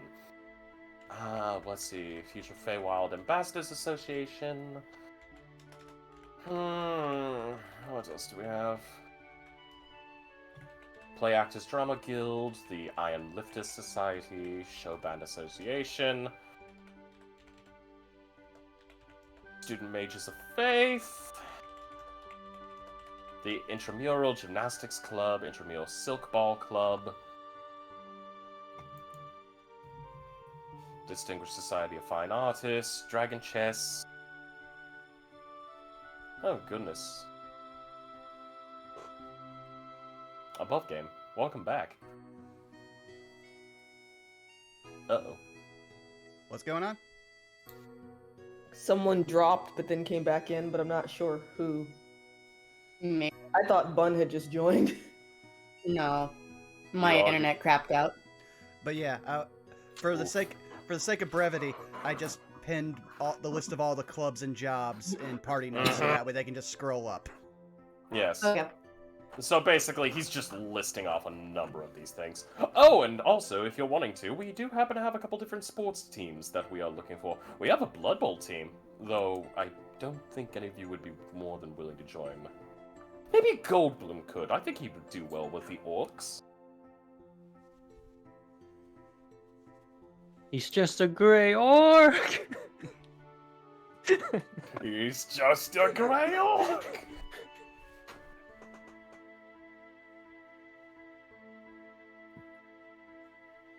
But yes, we should be having the openings going up within 2 days. If you want, and he kind of pulls out a single sheet and hands it off to each of you. You can fill out a form right here and just begin a pre-application process, and just from there we should be able to get you into the club, provided they haven't filled up yet. I think I'd like to see some of these clubs firsthand. Oh, by all means. The fair will be open up soon. Also, kind of looks to each and every one of you. You did not hear this from me, but within 2 to 3 months' time, we will be beginning the first round of exam for the campus for our year ones. Now- Exams? Oh, yes. To basically showcase what you know and learn from general magics and everything else. A little bit of monster physiology and analogy, some spell works, and so on and so forth. Basically, it's just like how you all dealt with one of my earlier exams. You know, not with zombies, but with paper and pen. I'm sorry. Snaps back to reality. You said about 2 weeks? No, 2 to 3 months. It's just the first round. you just see her full slump like, oh fuck, thank goodness. Oh, goodness gracious. Besides, we're not that brutal. You'll have to forgive me, Professor. Time has been relatively subjective as of the last couple weeks. Yes, I understand. It feels like only a couple days have been stretched on to a few months. Stares into the camera. One's for you, chat. Color me curious, Professor. When we were going through our entrance exam, one of the spells that you used, particularly the one that summoned forth the training dummy, how intensive of a spell is that exactly?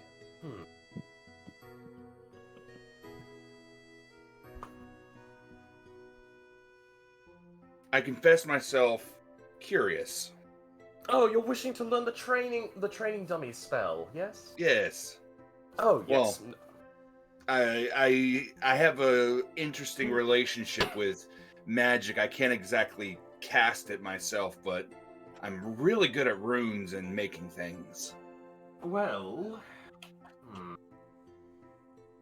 we'll have to get you set up with something, though might take a bit. Give me some time, and I think I should be able to get you, something. You'll have to go down into the magical workshops area. We'll discuss it from there. Of course. Much appreciated, Professor. Speaking of which, kind of looks over. I'm assuming Daedalus and Goldblum are still not here. Yes? Until you tell us otherwise. It's honestly up to you guys. I'm going to... No, this is going to play Like- into something funny.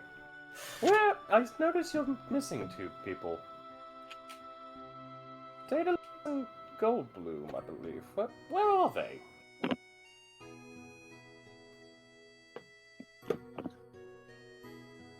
You know, they were following us, and I think we might have just plumb lost them. I don't know quite where they are. I'll have to go find them myself. Or one of the Securitrons. Don't worry, we'll find them. In the meantime, you should all relax, get prepared for classes. And with that, Morg looks to Beale and goes, "See you at scrimmage!" And he walks out the door.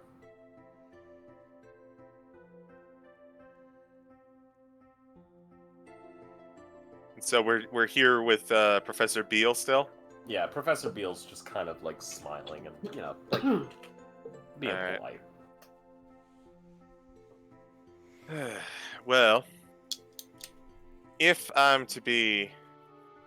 everything seems to be settled on everything, just kind of looks on over to Belki and Dare.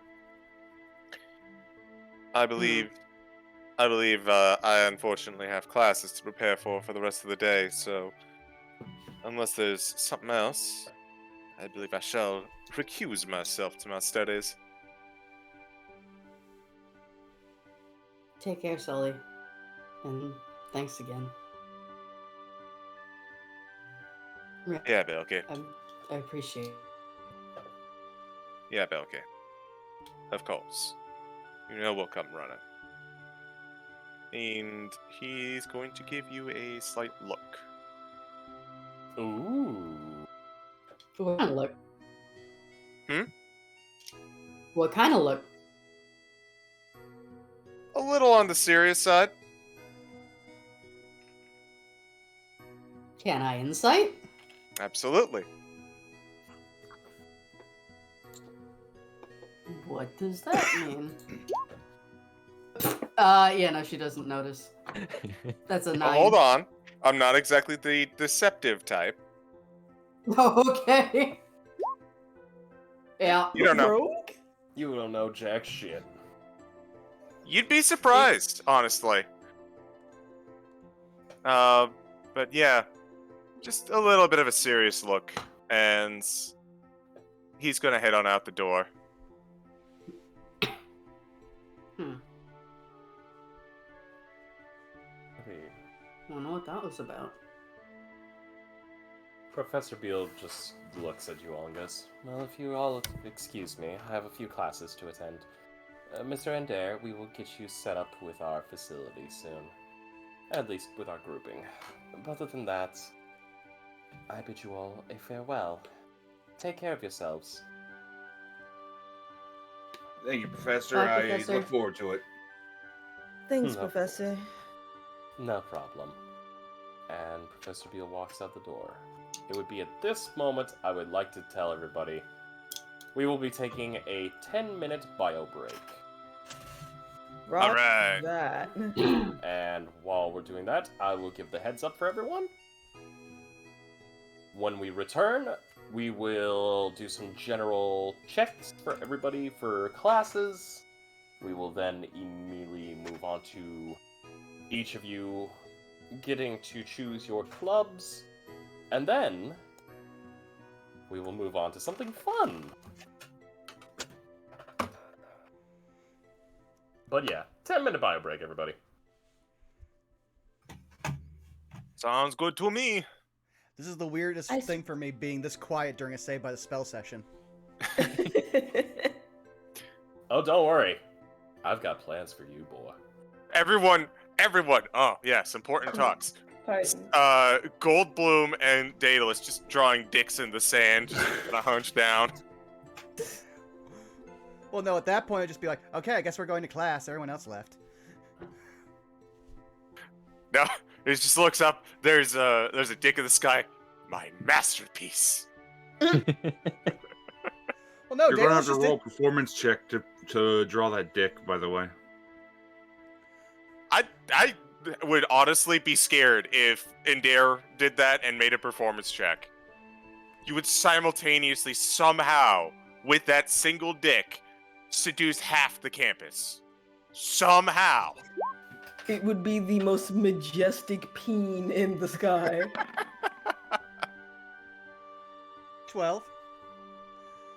Not bad. But then again, I think I technically have to roll like a sleight of hand because I'm drawing it using Daedalus. I'm drawing it using Goldblum's arm. That's true. Technically, you're the one drawing it. This will be interesting. I will be right back. 15. Yeah. I Oh, draw. hang on. I'm gonna have a gift for this. No, Wiley, we are on Twitch. No, it's. You can't for see Twitch. it. I mean, if it's in the Discord, yes, they can't see it. If it's Wiley also puts a lot of his gifts in Roll20. I mean, I gotta find it. hang depending on where it's placed, they can't see it because the overlay hides it. The overlay also shows Eh? off the chat window, which is usually where the gifts play. Roll 20 chat, it shows. But now I was just gonna share the link here. So yeah, while we're looking for it. Yeah, apparently there actually is a sandbag pillowcase for the smash bag. Dude, there's a body pillow for just about everything, okay? Once they start I making them... wasn't expecting that, though. Listen, once they started making body pillows the shape of centaurs and snake girls, all logic went out the window. They just started making all of them. And I am now But going to hobble to the bathroom because I only have, like, half of a functioning leg between both of mine, so I'll be right back. Oh no. I lied. It was an MP4, but still. Like, I'm still confused over the bag that looks like it's slightly tipsy and beat up, but in a completely different manner. Oh, there was beating happening, all right. With that, I'll be right back. Hello. No. Oh my god, that kid! Oh my god, the MP4! Oh my god! That's amazing. Hi, chat. I don't think I can see as much of the activity feed, but I hope you know that Vaughn appreciates your generosity, and we appreciate you supporting him. I see many bit drops. I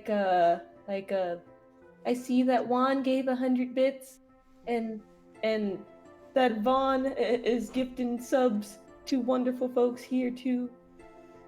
And ooh, we had some follows within the last hour or two. You could tell I'm very good at this, I swear. I mean, for the fact that you can't Hey, actually Pumpkin. see... The fact you can't actually see into OBS and see all of the alerts is actually impressive. Oh, no, it's not that I can see into OBS. So because you gave me that really super special awesome sword, I can check your activity feed. Oh yeah, I forgot about that. It's been so long since I actually modded for anyone else. So I'm only looking at that briefly. And see, you hobbled quickly than you thought you would. Because I'm used to hobbling. It doesn't mean it's not painful. I mean, I get it, but you were like, it's gonna take me forever and a day, like Gandalf levels of struggle, and you got back relatively quick. I mean, that's also given the fact that I have the... When I have functioning feet, I have the quickest bathroom break on Twitch because it's less than 4 steps to get into my bathroom from my bedroom. Haha. So then I will not say whether or not I actually managed to go to the bathroom during the conversation with Belki or not. All right, we need a piss off between you and Goomba. I mean, well, first we have to get standardized rules for that because first of all, if alcohol is involved, I don't know how long I'm going to be standing there, but I will be faster than most regular people. If it's just water, it's up in the air, but then everyone processes it differently. We got to have rules for this kind of thing. Yeah, Also, but of course, Goomba's known for shotgun pissing. Yeah, the second you actually invoke the name of an Unexpectables member, another one raids into our chat. Hi guys, how's it going? Son of a bitch! Hey, Connor. We're on candid camera. Oh no. We are talking about pissing contests while we're on break. I mean, this is the time for the pee break, so. Can we just talk about how, like, Candid Camera could never, in any way, shape, or form, come back today? Yeah, It no. really couldn't. The closest we It'll got get was canceled maybe so Punk. quickly. I mean, at this form, I'd rather Candid Camera die if that means we get to keep World Star. Oh god, no. Listen, man, I have watched a lot of people get their ass beat on World Star. It's a fun time. It's amusing sometimes, but the other time is wait, so of like the 50 of you guys recording, none of y'all are gonna step in, are you? I'm sorry, I got You to just watch gonna him. watch No, this person get their ass whooped. no, I got to watch a man in the middle of a fight get Captain America with a garbage can lid. That was great. Fuck no, I'm not about to jump into this fight. This ass whooping is not interactive. Oh my god. That man's hands are rated E for everyone. I'm not playing. So someone sent me a video recently. It wasn't World Star, but it might as well should have been. Some dummy decided I'm going to spit in the face of a person on a train. And it's like, of all of the foul things you could do, you really chose to spit in someone's face on a New York subway train, not once, but twice as the train pulled away, and you really thought nothing would happen when I tell you the passenger on this train forced the doors open and rained down an ass whooping like none I have ever seen on this man. It was wild. And the other passengers on the platform were like, "Oh no, you should stop it." And the one person recorded, "No, he spit on him. No, he gets what he deserves." Also, most of the people in this chat at one point or another has seen me like reshare the one video of "You going to jail now?" Which, that's just one of those times. You don't push a city worker that far. Man, I don't know. We have some wild stories with the subway where I am wild stories.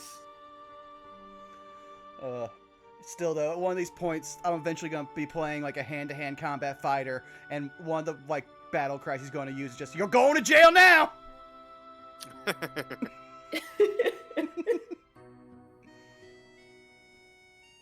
Or just "You gon' learn," and it stops there.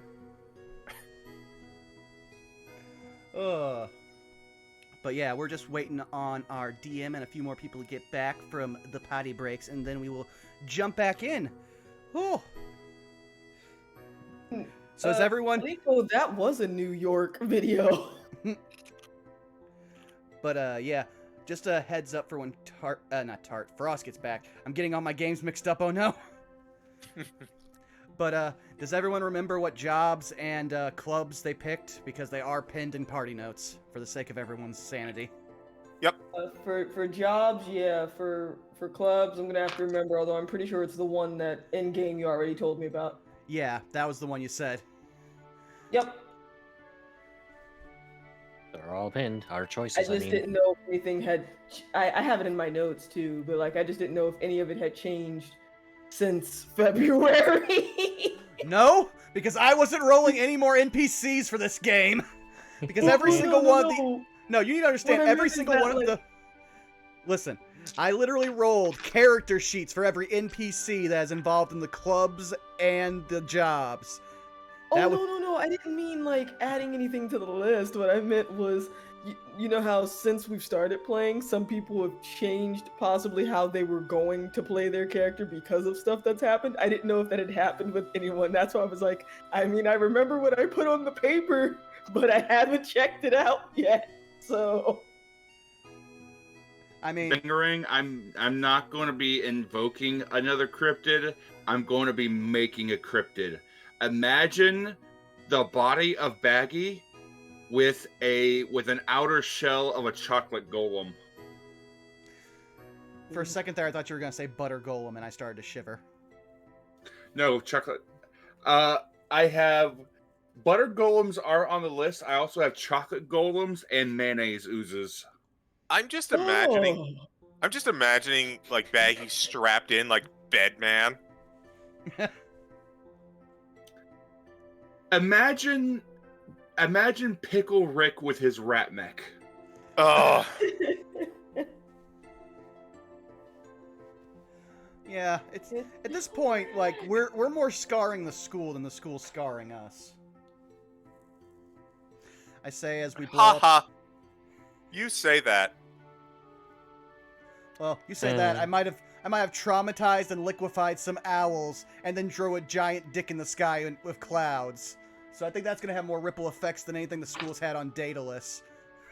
I mean, at this point, Iapetus is more so surprised that Lucy drew a penis, period. Well, I mean, she did... Belki did specifically say phallus.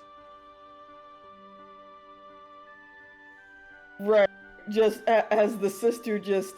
How anatomically correct did he decide to go with this drawing? Well, we did roll before the break, a 15. That's so what I mean. barely anatomically correct. Honestly, this party is cut into three pieces. There's Daedalus and Goldblum. There's the part of the party that pinches their nose whenever Daedalus and Goldblum go and do something. And then there's the part of the party that winds up the key to Daedalus and Goldblum and watches them walk. So what you're saying is Silas and Iapetus, Goldblum and Daedalus, and Belki and Dare. Yep. I heard extreme violence. Wait, what? I heard my name. You and I are the ones that wind up the key to the Goldblum Daedalus shenanigans. Yes. As is tradition. And there are the enablers. While Yes. Salus and Iapetus are just like the passerbys that are in the crossfire. My favorite part is how I am always the one that winds the key and gets the fuck out of Dodge for the results. I got you once. That's Who? about it, though. Who did you get? boy. Oh, I managed to send. When Nylok was looking for questions, our resident Catman decided to abscond to another dimension, and he was looking for me in particular at the time. Mm-hmm. And our favorite artificer just so happened to be the only person who could codify my alibi, so he paid him a visit. I remember this now. And that's how I got the ring that I used to propose to the dragon. Mm-hmm. Mm-hmm. Well, Because the entire time, and Bob was like, "You better not. You better fucking not." You I wanna fucking see do how it, that- I'll end how- you. I want to see what comes of that, honestly. Well, now we've got everyone back. We also have a whole bunch of people from a very lovely raid. Before we do our roll call, I will say you can check out all of our previous adventures over on YouTube with the link below. So that way, you can understand all of the crazy, shenanigans we've gotten up to. Also, Meet hi Belki. Raiders! Pleased to meet you all. All right, so we ready for roll call? Yep, I'll go down the list. Vaughn, Yes. CG, Flaming hot Doritos and lime. fair enough. Frost, meh. Bob. Who covered my hands in Cheeto dust? That's funny. Kuista. Is that a dick in the sky? Hey yo, free my boy Jimmy, he ain't done shit. Wiley. Hello. Jimmy, you are in the wrong game! Get the fuck back over, Rock! I'll fucking find a way to get him over. Oh my god, yes. Zai.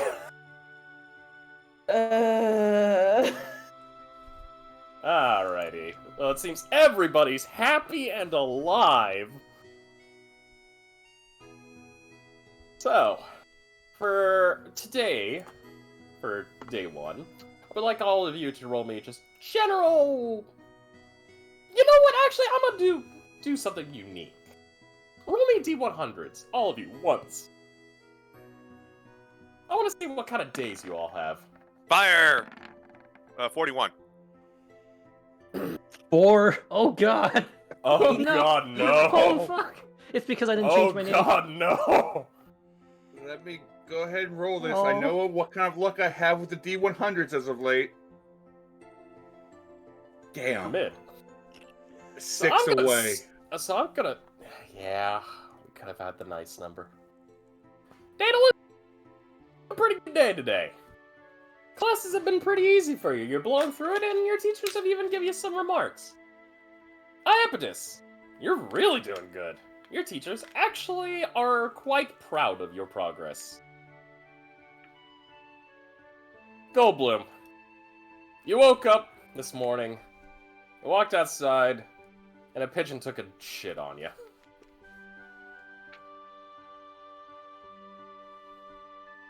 You then slipped on a banana peel later on in the day. You face planted into a bucket of water. And in class, you were been zoning out badly. But a bird shitting on you is supposed to mean good luck. That's just what they say because a bird shit on you. Salus. This is just another day, goddamn. Adair. Pretty mid. wish I had that fucking clip of MJF screaming mid. Is this a new day? Yep, Asking it's a for new day. spell preparation. Okay. But today was just for general purposes. Because now we get into the next day. We get into Club Day! Please, everyone, if you could, tell me which clubs you will all be part of. I already have it on most records, but I would just like to get a refresher. We'll start from the top. We'll go with Daedalus. Well, since Daedalus is also looking to take a part-time job, he's only going for one club, and that is the Eldritch Research Society, because A, he has something he has to investigate for the sake of family, and B, they're the only people who seem to believe him about the owls. You are welcomed in, and as a reward for joining in, you are given a tinfoil hat. Daedalus won't question it. Wow. It's to help prevent the birds from reading your mind. And pooping on your head. Goldblum doesn't even like. Goldblum's just there because he's so used to following Daedalus around. Well, knowing about my fellow clubmates before we have time to introduce them, I'm not the only person writing something in this class. Hi. But anyway. Salus. Well, I believe Salus was going to hit up the Dead Languages Society. Of course. You are welcomed in.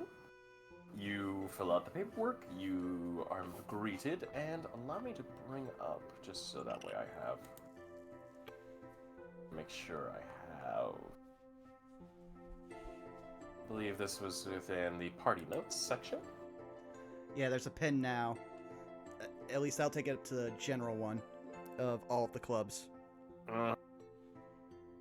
For you, my good sir, the Dead Languages Society is a combination of athletics and history.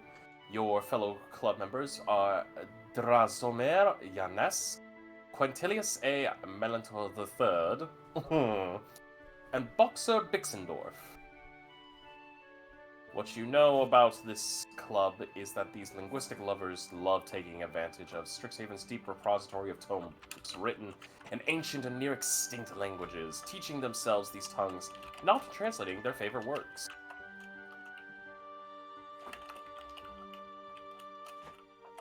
Okay. And of course, one of the favorite works translated is To Kill a Mockingbird. Ha! Oh, well, all right, that's 4 words, but okay. Well, I'm feeling the vibe. We have to do that little joke. I'm sorry, it was just there. And with the Dead Languages Society, come on. Alrighty, next up on the list, Ender. I originally had one in mind, but as it is right now, I'm tempted to let chaos decide. Ooh. I'm going to roll a D100. Oh, please. 1 through 50, the future entrepreneurs of Strixhaven. With a 51 to 100, I'm going to go ahead and I'm going to join the Silk Ball Club. Oh, boy. Future entrepreneurs it is. You are welcome into the Future Entrepreneurs Club.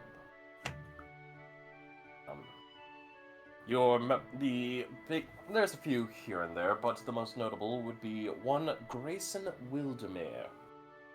The skills utilized for the future entrepreneurs of Strixhaven are insight and persuasion, and a general description is that these enterprising students discuss business theories, often creating small startups to sell wares and services appealing to students.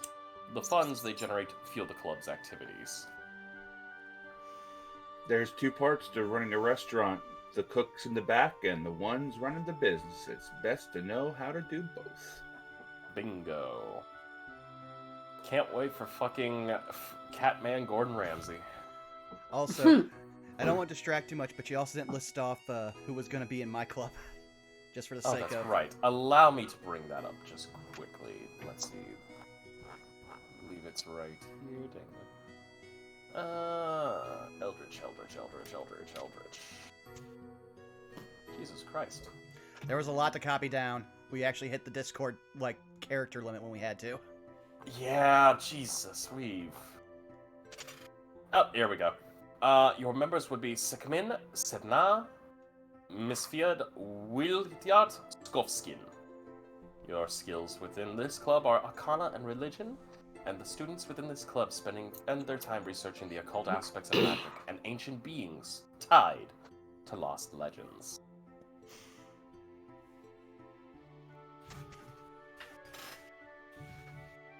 Thank you.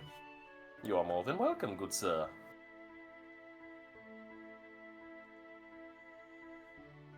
Alrighty, and next, I believe, would be Belki.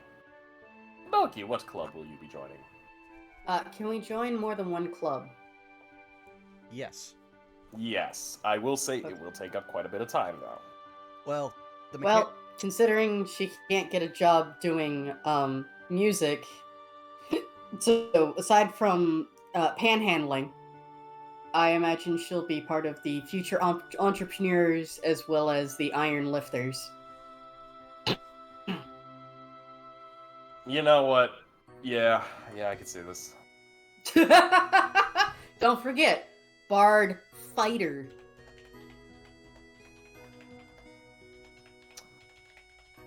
In before the ab art comes flooding in. Belki is dummy thick, and the clap of her ass keeps alerting the bots. Waiting for that. Thank you. You know, it's 9 o'clock. I need a drink. No! I need a drink. Colonel. Babe! Babe! Come back! Damn it, he's actually getting a drink. Also, you might want to close your door. I can still hear you. Wiley. Oh, should I say, Goldbloom, what club will you be joining? Wait, you're not gonna tell me anything about the one that I picked? Yeah, I'll tell you. Club members. I was gonna say. Welcome Oh, back. don't you, yeah, me. I love you. Wow. In here, I thought you loved me. I love you as a friend. Wow. I'm just kidding. I love you, baby. Alrighty, but as far as you've already know about the entrepreneurs. As far as the Iron Lifter Society, the skills are athletics and medicine. Your members are Greta, Gurun, and Elanos. Bodybuilders that support each other in developing strong muscles and stronger friendships. So basically, just imagine the two guys from Full Alchemists that are basically hugging each other and clasping arms. That's Armstrong and the wife of their teacher. Or the Yes, sorry, the the husband of the teacher, yeah. He's a Yes. proud house husband, though. He is a proud house husband. We stan our house husbands here. The Butcher. Man, I can't wait to see somebody create a fucking novel called The Way of the House Husband. There is a way of the house husband. I know, just being a facetious dick. The manga is better than the anime. True. The live action one is weird. I love all three. The live action is weird. Gonna have to watch that one. We'll have to watch the live action one because that has the most, bang for your buck. Good thing I stocked up on the liquor cabinet. Next up, Goldbloom. Strixhaven, Showband. Wait a minute. Showband Association. The skills He will be you getting a have- job. And a job, you said. Yeah, but Alright. we're doing that now, right? No, this is just the clubs. Yeah. If you want a job, just tell me what job you want. Alright, your skills for the Showband Association are Sleight of Hand and Performance. Your members are Aurora Luna Winterstar, Rubina Larkingetal, Goslin Gadswell, and Elanark. These musicians basically play instruments such as hurdy-gurdies, bagpipes, flutes, and drums, and they regularly perform rousing concerts. Congratulations, you're a band kid. Hey I now, hit you're an hard, all-star. make music. Sorry, I gotta do the one Discworld joke. You're gonna play music with rocks in. Music with rocks in. I mean, it's on brand for him. I mean, God. No. people literally can play music on rocks. Yes, they can. Africa. And finally, Iapetus, which club shall you be joining? I am joining the Student Hunter Association because she needs to find out if there are some other folks that have good snoots. You will Sneeze, join with the skills of survival and nature. Your members are Miss Fied, Williamart Skovskin, Camilo Sabana. And to describe this club, these students love roughing it in the wilds, tracking rare and magical game to test their skills, knowledge, and spells. Insert wild hunt joke. Do we gain Insert proficiency in these Pokemon. skills? No, Yes. it's a 1d. Wait, no, it's a 1d4 No. whenever you have to make one of those rolls for a test. Mm-hmm. Okay.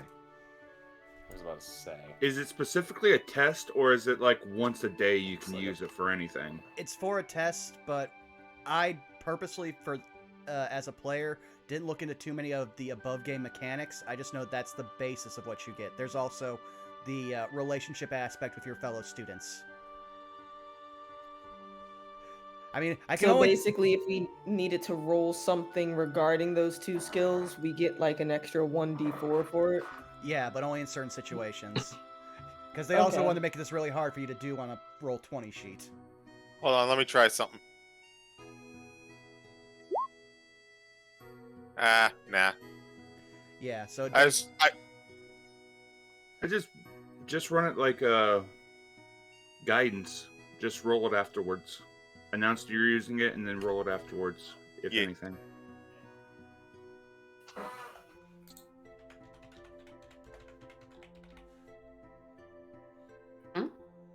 oh no, I'm just programming a roll to make things easy for the sake of chat. Do. Oh, I forgot to type in 1d4. I'm stupid. Damn you, roll 20! Stop making me look the fool! 20 is requesting Ah. a sandwich. There we go. Don't joke. I'm tempted to just fire up the food thing again. But yeah, I think that's everybody for picking their clubs. Alrighty. I will say this. No need to roll for your schoolwork today. It's a simple club day today. You are all getting to meet with your fellow club members, general discussions and everything else. But next day, something I would like to do for fun. We'll start off with Ender. Ender, Yes. you have been cleared to be free of the hospital. Yay! I can start collecting from my alchemy jugs again. On top of that, you have also received your clearance to begin your job. So, how do I get there specifically? Like, am I given an item that allows me to go to the restaurant at will? Is it that I'm given the location of a portal? Am I given a lot of tickets? You are given a singular small metal kind of... I want you to think of like a Blockbuster pass, except it's made of metal. You are the told fuck's a to... blockbuster?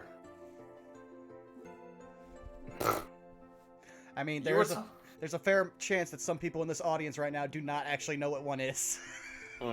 You were told to go to...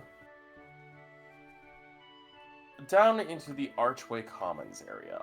At least towards the entrance.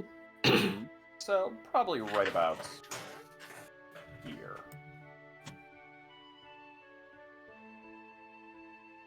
From there, you watch as a small portal opens up on the roadway. A very massive carriage comes over with a man, well, an entity in what appears to be kind of like Victorian-style garbings with a nice top hat. Bandages over his face. Currently looks over to you, and in your head you hear, "A ticket, please." He will offer the metal ticket. You watch as he reads it, punches a hole into it, hands it back to you, and goes, "You may enter." And as the door to this carriage opens up, you see two sides of this carriage that are filled with people or entities sitting down. To expedite this, you're on a very ancient, ye old Victorian-style bus. I suddenly started getting flashbacks of a particular ghost train for a second. No, you cannot suplex the ghost carriage. Why would he need to? Nah. Listen here, you I don't- little shit. I don't have a nihilist right now. You ruined my trade. Just kidding. Just kidding. I Don't- love you, Bob. Don't worry. We're all praying to him in Chocobo Heaven. I will enter the bus and find myself a seat. You enter Rich Lucky 13, the magic bus. And you take your seat. The horses up front, which are a different myriad of horses. A nightmare, a fey horse, a unicorn. One that just looks like a donkey, but it also has this long giraffe-style neck. Immediately, the reins are whipped, and a portal opens up in front of it. And you enter, as it enters through, with the stops. A couple stops are made. One stop that leads down to the city of Brass, where a few beings are let off. One let off within the realm of Laughter. One that leads to the Modern Home Society. And, of course, as you will pass through, you immediately do reach Sloppy Oges. Of course, as you get off, you hear the man who currently drives this gigantic bus wagon scream, "Next up, the battlefield of Toledo!" And whacks. And the carriage goes off. I've been to Toledo, So- Ohio. That's apt. When we went to the realm of laughter from the window that I could see, what could I see from the realm of laughter?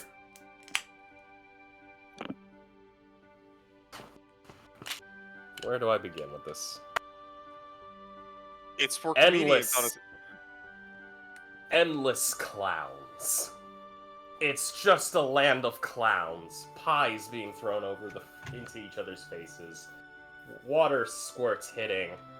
And you're pretty sure you could see some weird Italian gesture that's standing suspiciously pretty tall, just laughing, with somewhere off in the distance the word bazinga being heard. Yeah, Bob rolls a 14 wisdom save.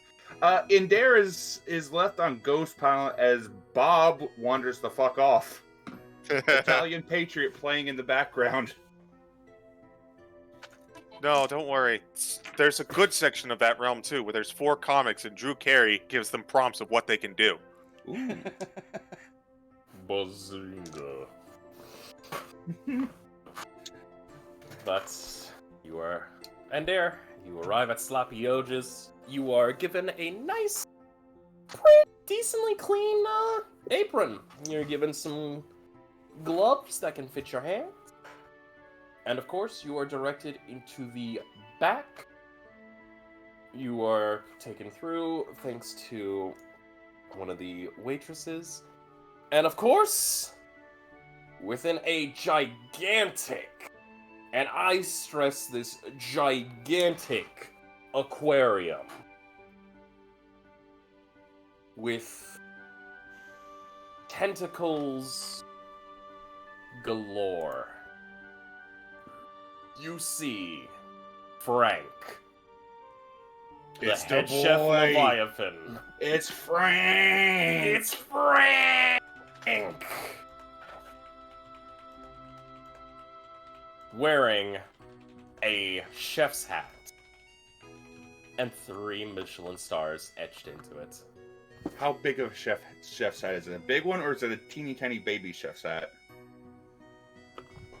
Well, let me put it to you this way.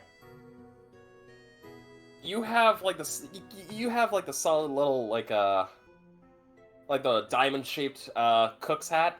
Mm-hmm. This man is wearing what would basically be the equivalent of a small tower for a chef's hat. Mmm.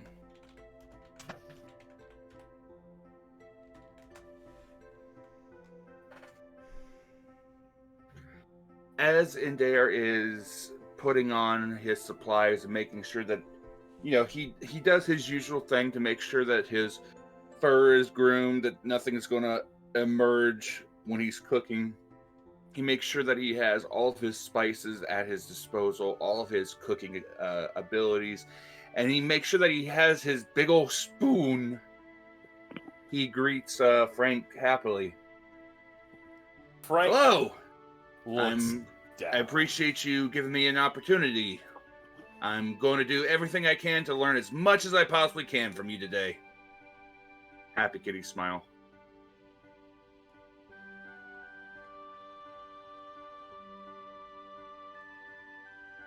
Quick question. Mm-hmm. What are your languages? I probably don't speak Kraken. I have Aquan? Draconic, Elven, and Common. You watch as Frank looks down at you. This gigantic-ass kraken in his gigantic-ass aquarium looks down at you and goes... You watch him kind of cough a little bit. A cigar shoots out of his mouth. At least partially out of his mouth. He's still onto it. And he goes, "Welcome to the kitchen. I'm glad to have some help." And on one of the tentacles, I would actually, you know what? Do me a favor. Uh-huh. I'm gonna ask this of you. Uh-huh. Roll me a perception check. Okie doke. Perception. That's an 18. One of his eyes is kind of a little bit much more whiter than normal. You see there's a couple scars on him, and on one of his tentacles, there's the tattoo of a heart that says Mom. Adorable.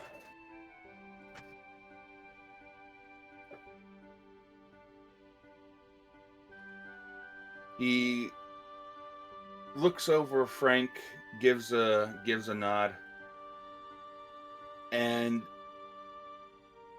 he kind of places his giant spoon against his shoulder as he leans on it just a little bit.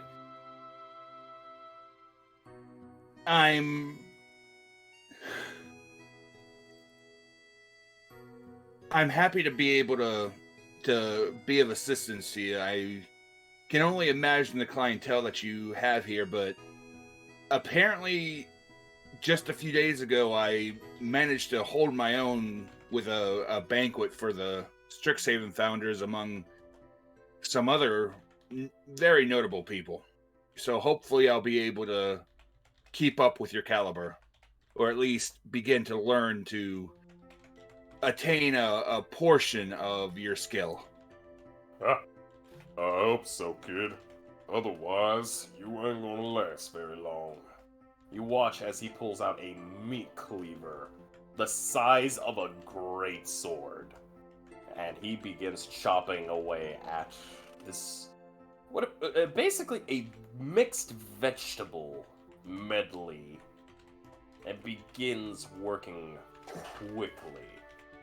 And it's at this point you watch a few of the other tentacles almost go like on autopilot, grabbing spices, grabbing meats, one opening a refrigerator, and you watch one hit a tiny little bell that goes, "Hey, I need to get some more of that fish. Ashram, come on." And there, you see a Loxodon running and going, "Yes, chef."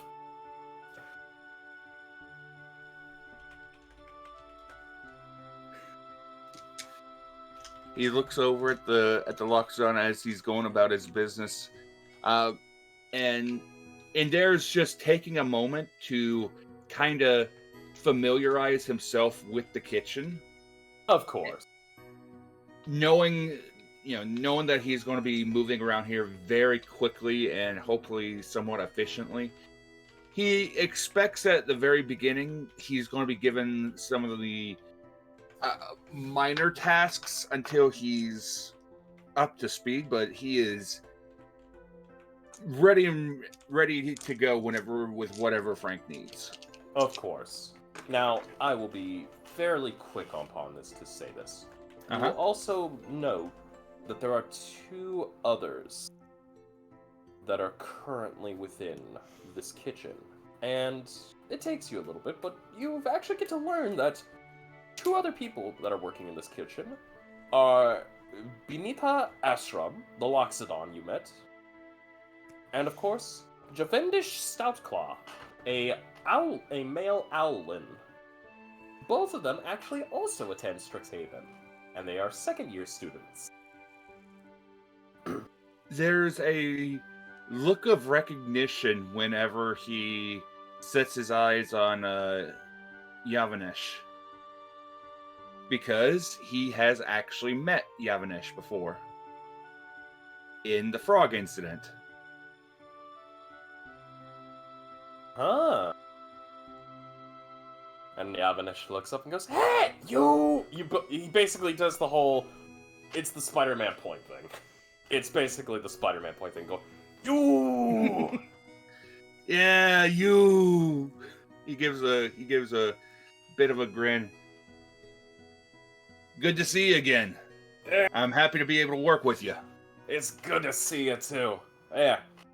Let me show you a couple things. And he shows you a couple different things within the kitchen. He takes you over to the freezer section, which, to make things quick and clear, the freezer is massive. It is basically the equivalent of...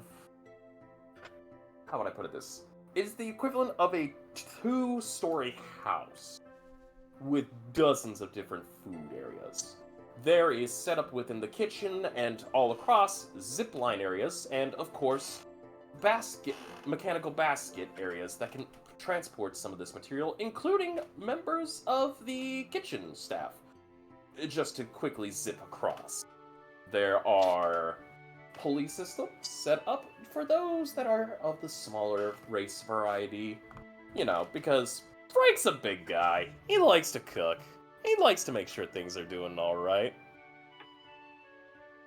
And of course, there are some very small niche stoneworks, arches. And when you get close to them, they start to shimmer, and as you enter through them, they take you to another section of the kitchen. Basically, it's portal-based fast travel. Welcome to my version of Overcooked in D&D. Oh boy. Have fun with that. And Dare is going to get so many ideas. I would actually like to ask you a favor. What is that? I would like you to roll me 3 general cooking checks. I believe that would be... I do have cook's utensils and the skill for it. Yes. Please roll me 3 of those. Now since I have what's his name? The spice pouches, are they just standard, or are they, since I'm likely using the spices at advantage? I will say with your spices, you will be fine. So, but because of how massive the kitchen is, I'd say just for right now, roll general. Okay, so basically it's It's the first day on spices the are job. offsetting the disadvantage of not knowing Yeah. the place. Yeah, it's big. And besides, 20, 22, and a 10. it doesn't take you very long to get in tune with the kitchen. Your mind is coming through. You're seeing where to go. When orders are being rung up quickly, it's being served left, right, center. There are times where you're able to get on some of these zip lines going down with the products needed to get in. At one point, Frank puts up an order request of lobster bechamel. And already you, sprint into action. Being able to grab this lobster, get the roux created, and aiding in. And it turns out excellent. Halfway through your shift of first day, everything else is going great. It's on that third and final stretch that you take it down a couple notches. You're really feeling the exhaustion kicking in. And in fact, because of how the kitchen's set up and everything else, it's almost as if you're in a full body workout.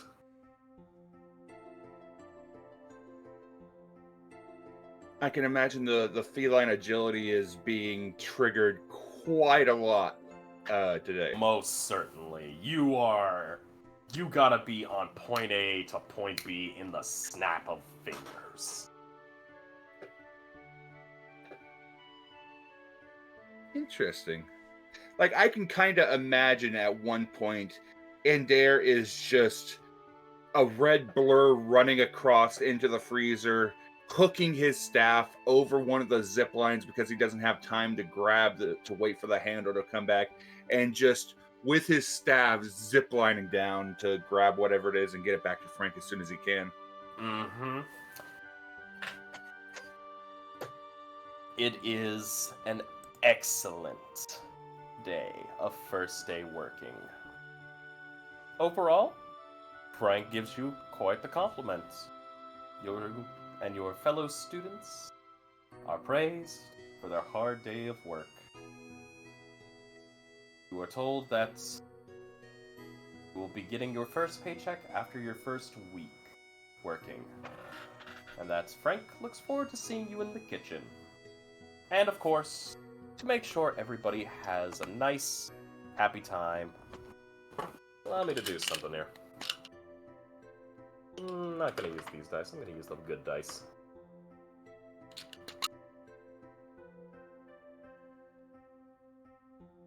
Alrighty. One of you. Let's see what we can get. Oh, with the 78. Alright. You would receive from Frank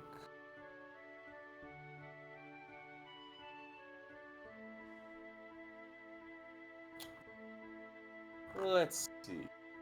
Let me bring up my meals. Because you would be given a fresh cooked meal from the very chef extraordinaire. You will be given, let's see, 78.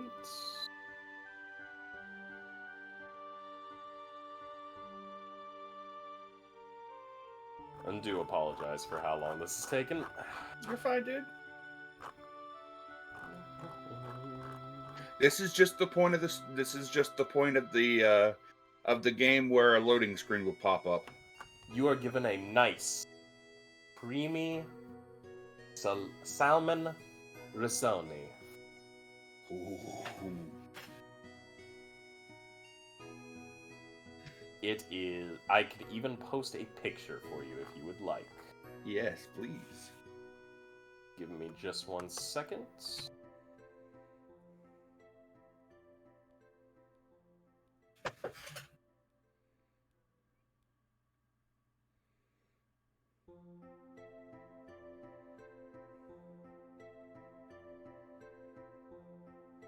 I will put this in call text chat.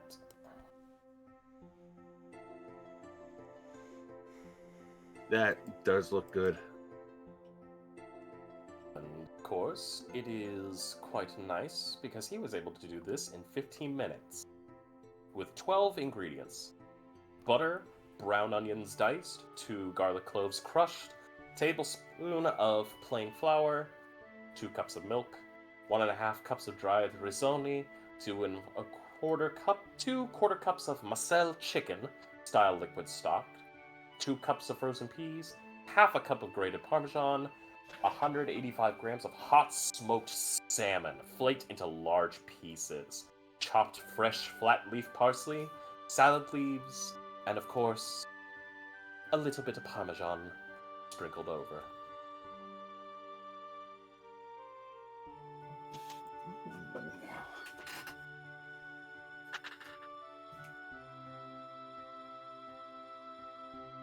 So enjoy your meal, good sir. Indeed. With that, you will be taken back. You catch the wagon back to the campus. But during this time, for our fellow students, a few things will be happening for each of you. We will start off with Daedalus. Ah. Daedalus, Yes. begin. You've been working on some of your classroom work. You've begun doing some teachings with your club. And while you were with your club within one of the classrooms, you hear a knock. You hear a tapping at the window. Daedalus immediately turns around, prepared to mind sliver what's at the window. It's a sprite. Oh! Daedalus will open up. Hello, tiny person. Yeah. I'm looking for a Vandeville Daedalus. It's pronounced Vandevinte. That would be me. Whatever. Here, sign here, please. He immediately hands you this tiny little clipboard. Daedalus picks it up and signs very daintily his full name. There you go. Alrighty, thank you very much. And hold on 1 second. You watch as the sprite kind of opens up this tiny little side sling and kind of grabs a small brown parcel. And he puts this tiny little parcel in your hand and he goes, "You might want to cup up your other hand to it. It's about to get big." Oh, okay. Daedalus holds out his hands, prepared for it to get to a moderate size. Sprite snaps his fingers, the parcel expands, and you have a relatively decent-sized medium parcel currently being held. Alrighty, you have a good one now. Thank you. Flies out. Thank you for choosing Sprite Express. All right, Daedalus will set the parcel down on the table and begin opening it. As you open up the parcel, you see a pristine white box and a small little note card attached to the top. Does the Very Oh, go ahead. daintily written handwriting. Do I recognize the handwriting? Yes, you do. It's your mother's. Oh, lovely. Something from Mother. He immediately opens it up. Data. As you open it up, you will see 2 pairs of clothes. One for you, and one for your sister. Oh. And within is a small package. A very small package. It looks to be kind of thermal insulation, in a sense. To be able to keep it warm when it needs to be, or cold when it needs to be. He will very daintily unwrap to see what is inside. Within is a lovely, lovely chocolate mousse cake. Oh boy, she sent it from the chefs. This will be lovely.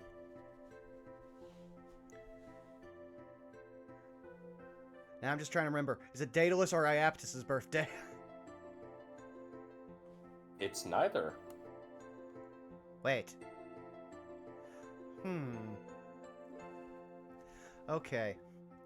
Is there any kind of note along with this lovely cake?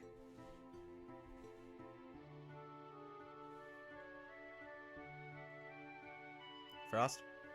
Yes, there is. Sorry if it didn't pick up. Yeah. Let me move this.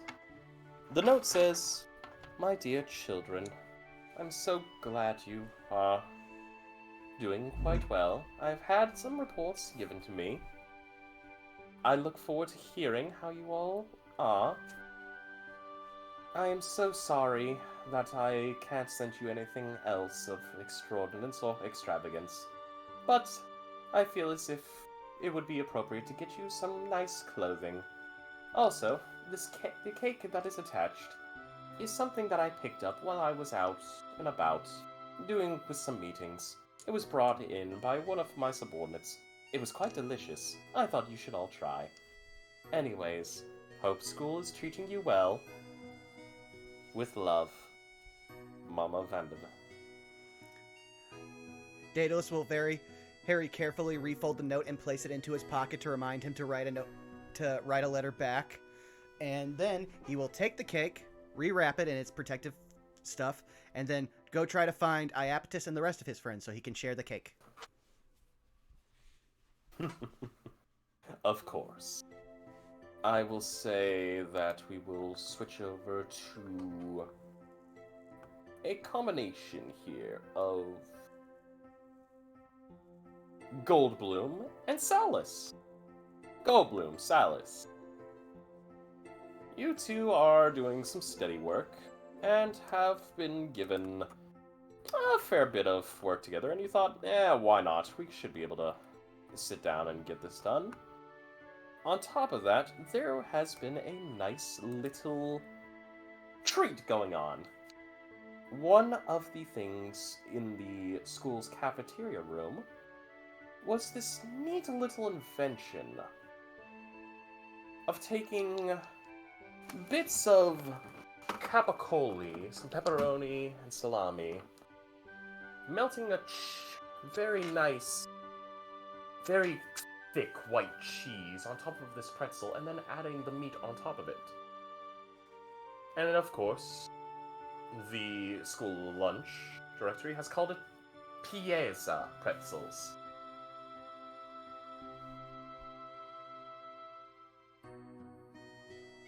Huh. Excuse me. Huh. You know, where I'm come from, this usually comes in the form of little balls. That's a Doctor Strange joke, by the way. You don't say.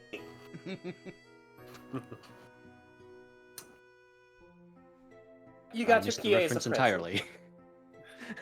You got your PAs of pretzels and are studying.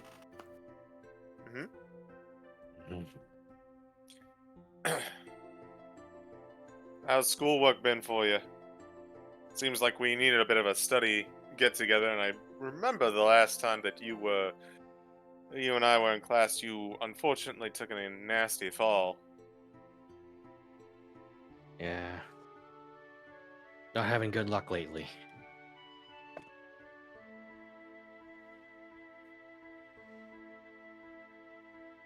Well, I suppose the best we can do is hope to study on the tests and improve our luck, provided it's the right information as opposed to last time. I don't understand how one of the professors could simply just completely get any other rubric going. I just don't.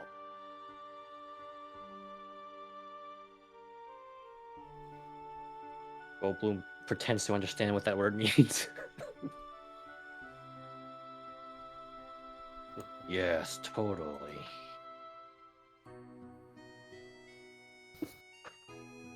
Hold on. No? Go ahead. Do I recognize that he's faking? Goldblum, would you like to roll a deception? Sure.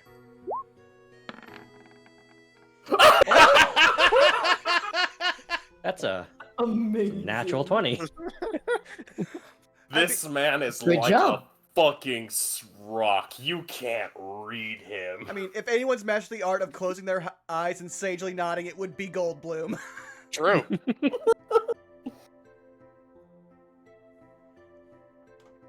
It would be at this moment. A ball lands next to you both. In the form of a egg. Well, not an egg-shaped ball that's brown and has some mini spikes added onto it. And you hear, "Oh! Just gonna sit there or you're gonna toss the ball!" I tossed the ball. Please roll me in athletics. What's this? Yeah, here it is. Oh, come on! You barely That's even a make it 3 feet. 3 on the die. And you hear this orc lad who's wearing a Strixhaven Letterman jacket kind of just come up and go, "Ha! It's the weakest throw I've ever seen. You're a big guy, you're supposed to throw harder." Probably couldn't even make it to his bed. Picks up the ball and he laughs, walking away. That wasn't very nice.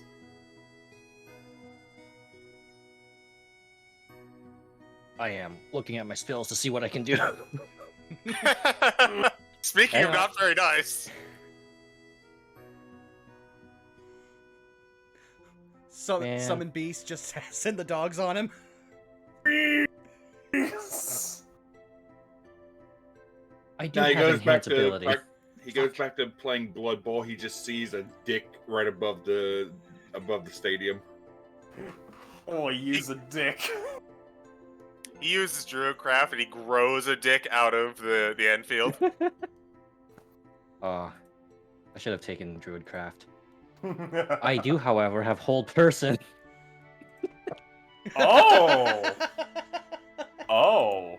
Well, Can I this do is it in a gonna- way that, like, doesn't make it obvious that I'm targeting him? I'm going to need you to do me a favor. You're gonna have to roll me a sleight of hand. I'm guessing the club thing doesn't apply. Make You sure. can slide a hand from it. Yeah, but it's for band. Oh. Come on! Need a roll for him. Need a roll So for him. apparently the modifier thing doesn't work. Give me 1 second. He's got to beat a 5. Unless I had inspiration, which I don't have marked. Perception relies on his wisdom. He's got a 0 wisdom. I That's mean, 12. Yeah, the modifier doesn't matter when I roll a 2 on the die. I need to see. Well, first you need. So he's going to have to. Actually, first he needs to even see if I can. No, that's a 12. I'll use that for the whole person. He freeze suckers. What the? And now to see if he notices. That's 16. He feels notices. He goes. You hear him grunt and go, "I know it's you, Grey Boy. You beast, unlock me." What's wrong? Not strong enough to break out? Oh, you's a funny git. The immediate second I get out of here, I'm putting your head in a toilet.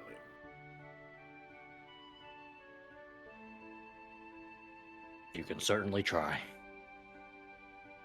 He's gonna make yet another attempt. What is that? A wisdom? Yes. Fails it. You's dead. Do I have a pen on me? Of course you would.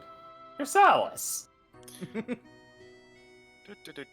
Alright, so he is, I'm assuming because he is walking away, right? He currently has his back to us, right? Mm-hmm. Salus, he is going to walk up slowly, and he's going to pull out his pen, and he is going to write on the back of this guy's jersey. Now I have to think about what to actually write on the back. Already, I can tell this was a great session. No. I mean, there's always the classic kick me. No, he's an orc. He'd probably enjoy that. No. But would he enjoy being kicked between the legs? Kick the dick. Kick my dick. Listen. Kick the phallus. Listen. I respect where you're going with this, but I must point out that I am a rogue. I could legit kill him with that. True. It's true, you hit somebody in the gonads hard enough, and eventually they will die from shock. That dude is being held person right now, and I'm a rogue. That's an auto crit. That is auto crit, and I'm kind of tempted to see where this goes. I'm As going the to. DM. So I'm actually going to write on the back of him. It's going to say, "I wish I was a tennis player." Oh my god. Alright, please roll me that with a sleight of hand with advantage. Okay.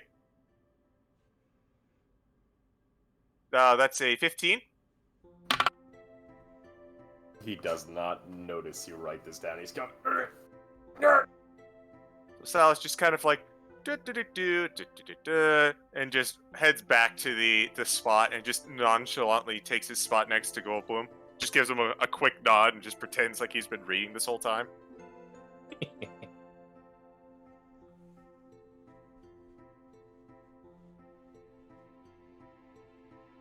Do you still keep him in the hold person?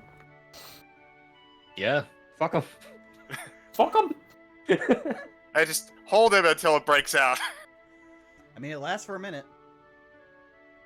Only a minute. It's fine.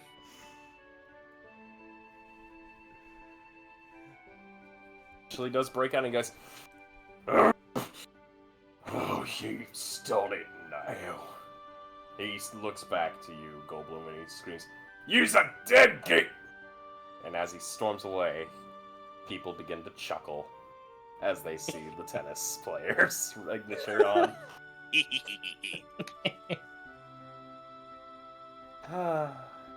We will then cut over.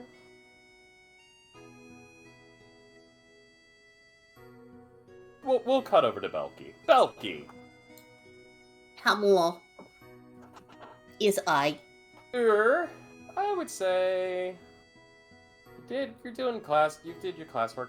I'd say you're over at the lifters. Okay. Gotta work out that stress. Gotta work out that stress. Dad's already been escorted off campus. Yes.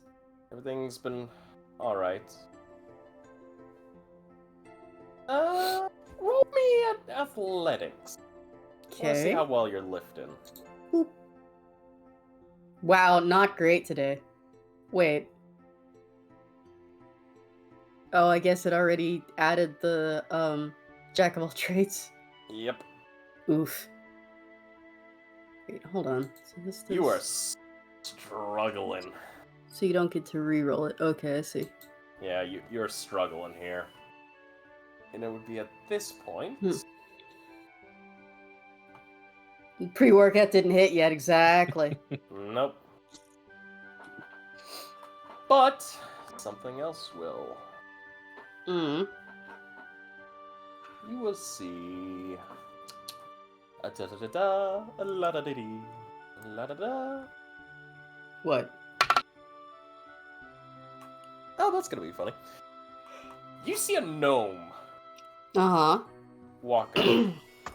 to your weight bench and go, Oh, excuse me. Are you done with these weights? Yeah, I guess. Belki just shrugs and gets off of it. Cool. Here, could you help me put some weights on? Wait, put weights on. Yeah, I need to beat my current record. Okay. How much do you want to put on? 200 on each side. Are you really sure? Should I get someone to spot you? Good. Just put the weights on. Okay. Belki will go put the weights on. And then hangs around. alright, now I'm going to ask this above game. Uh-huh. Do you want me to roll this privately, or do you want me to publicly roll this? Roll it. Go for it. Alright. Strength modifier on top of that. Plus this. You'll have an athletics.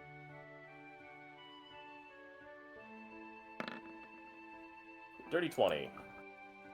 Oh. You see this gnome girl just begin to start lifting. Breathing heavy, but going...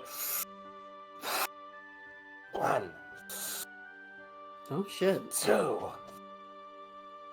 Hell yeah. 3, 4, 5. And let me see how many times. How many reps you doing? Do you need me to get you a drink? That's really impressive. Doing 15 reps, 3 sets.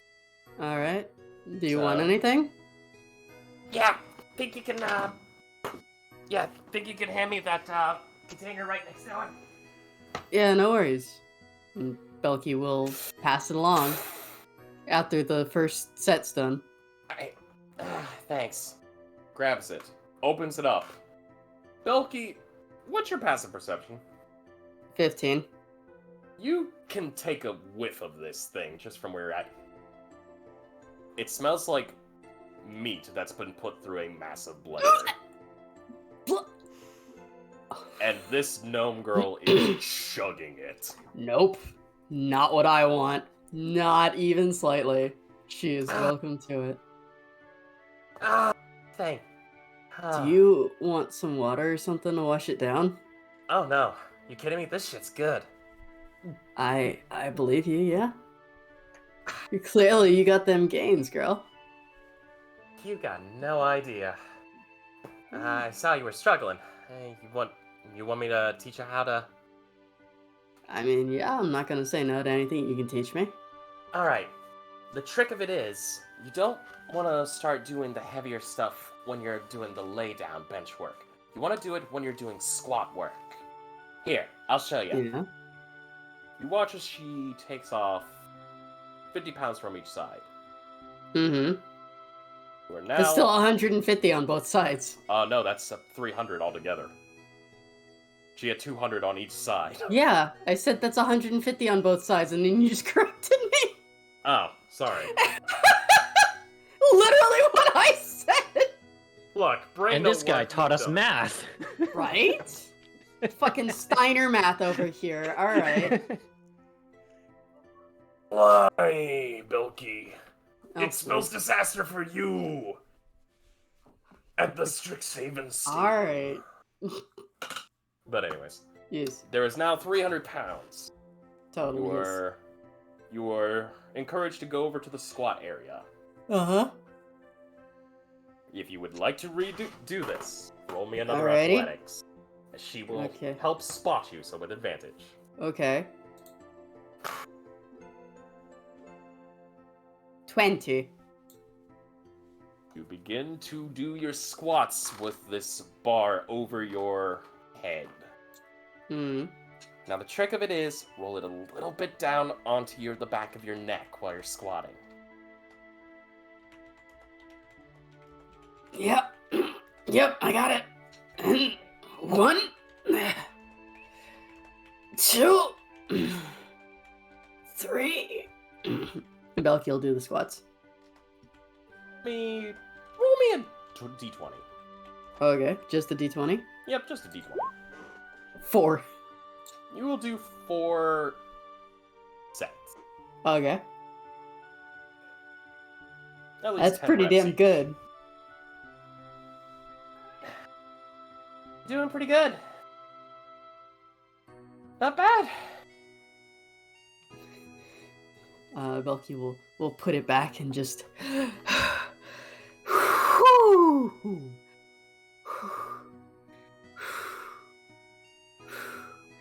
You do this every day?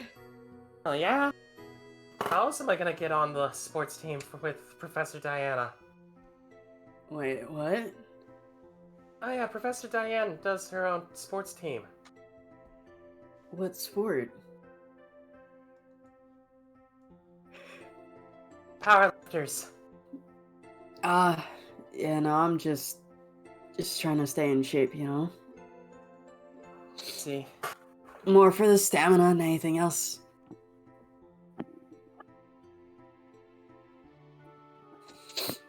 Yeah, no, I'm kind of a musician.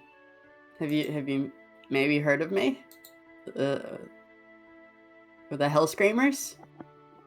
Roll a history. Wait, I have to roll? No, that's... Nope, that's what I'm rolling for. Oh, okay. With your intelligence. Oh yeah, I think I've heard you guys play before. Yeah, we played for the founders too at the festival. Yeah. Good. Sorry, you cut out what? Not bad at all. Yeah.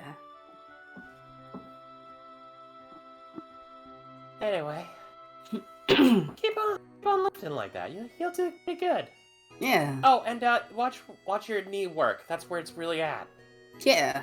Belki will offer a hand. Belki Karst, nice to meet you. Jane. Just Yeah? just gives you a firm clasp. Nice. Anyway, go get some work.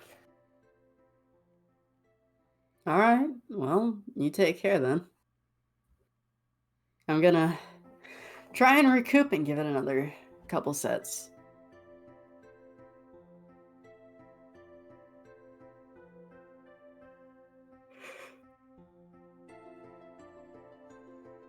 Hello? You're good. Oh, okay. From there, you begin to work. Yee. We will finally make a cut. 1, 2, 3. Yep, we'll make our final cut over to Iapetus. Hoi hoi. Iapetus, you're currently at work. I'd like to have you roll. What did I have you do for your previous work days? Performance? It might have been performance. Yeah, roll me a performance. 3 times each. Okay. Shite. Okay. Wee. So for chat, that's 6, 19, and 16. Not a great start. It's you kind of get hit with the rush, and it's a little overwhelming. But for the first quarter of it, shitty. Second quarter, much better now that you got a handle of it. Third quarter, smooth sailing. Someone decided not to calibrate the machine the night before. Basically, the espresso machine has been kind of janky. And with that, y'all, you basically get through your workday and everything else is good. And towards the end of it, your brother comes into your workplace. Tessie, Mama got us a cake. He's holding the wrapped cake up like an offering, just above his head. Fucking holding it up like Goofy and Max in that one game.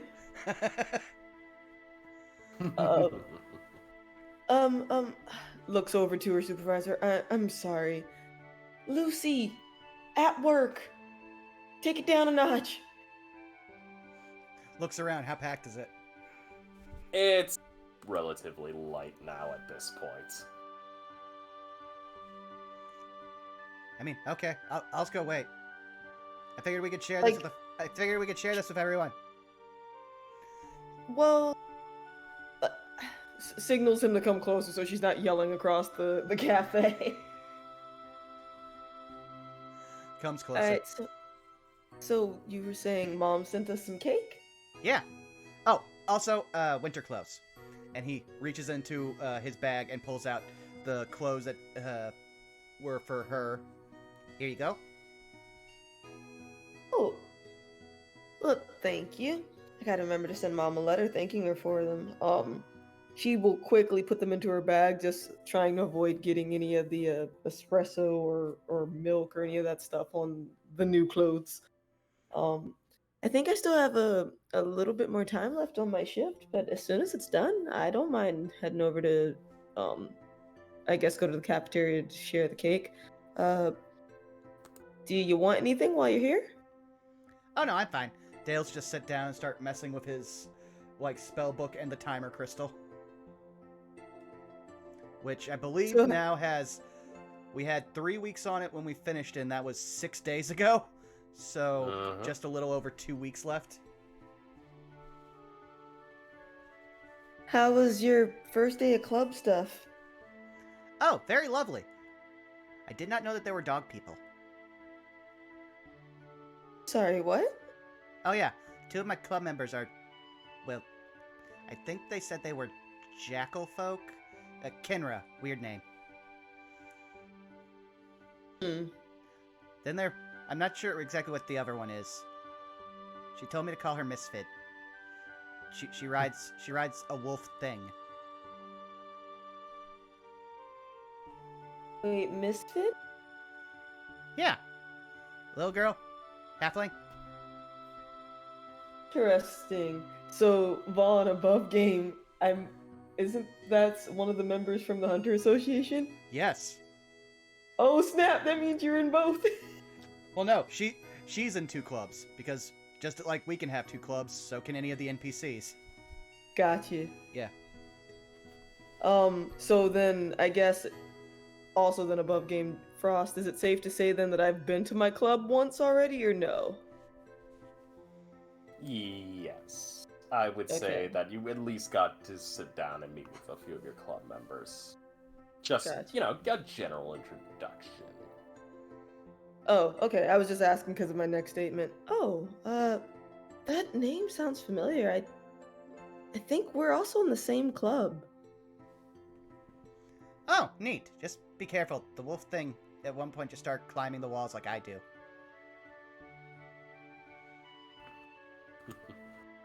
Well, I will keep an eye out.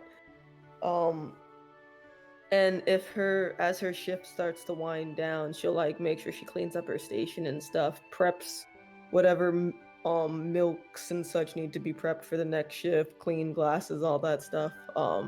Check in with her soup, and then go to I guess the cafe or the cafeteria to go share the cake, unless he wants to just eat it there. That's up to you guys. Well, yeah. What does Daedalus and Iapetus want to do? Well, Daedalus wants to share it with everybody. So then if he wants to share it with everyone, she'll be like, all right, well, I guess if we're going to tear into this cake, we should find the others, I guess. Yeah. I'd say we should probably check the mess hall. It's about that time. Yes, it would be. I would say that for all of you, you do get to convene into the mess hall, and the food for today, if I may bring up my little food document.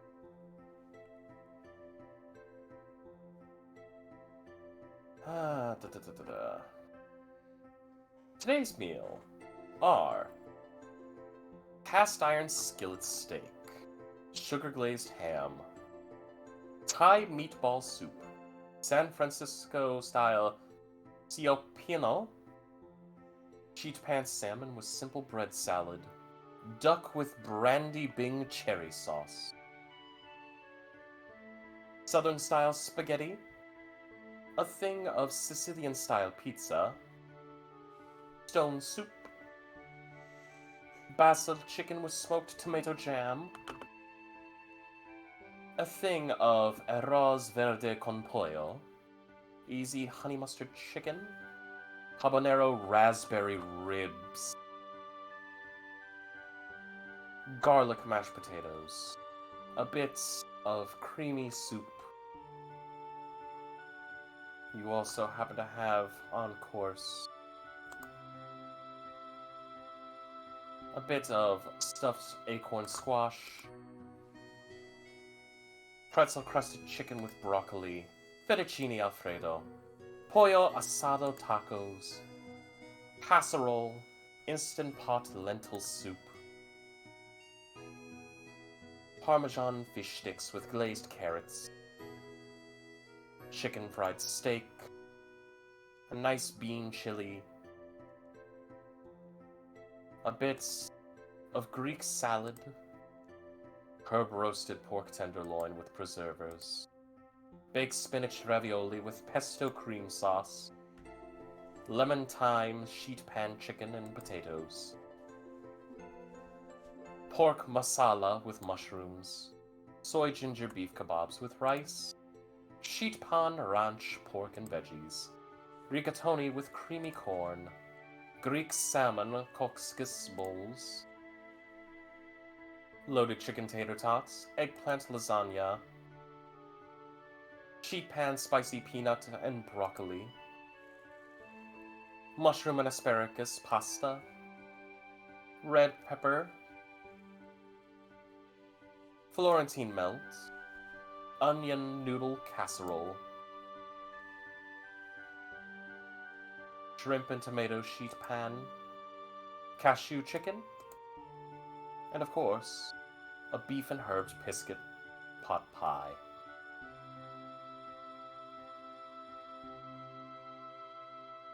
So there we go. Enjoy your food. How dare you list two things that I really, really like? Suffer.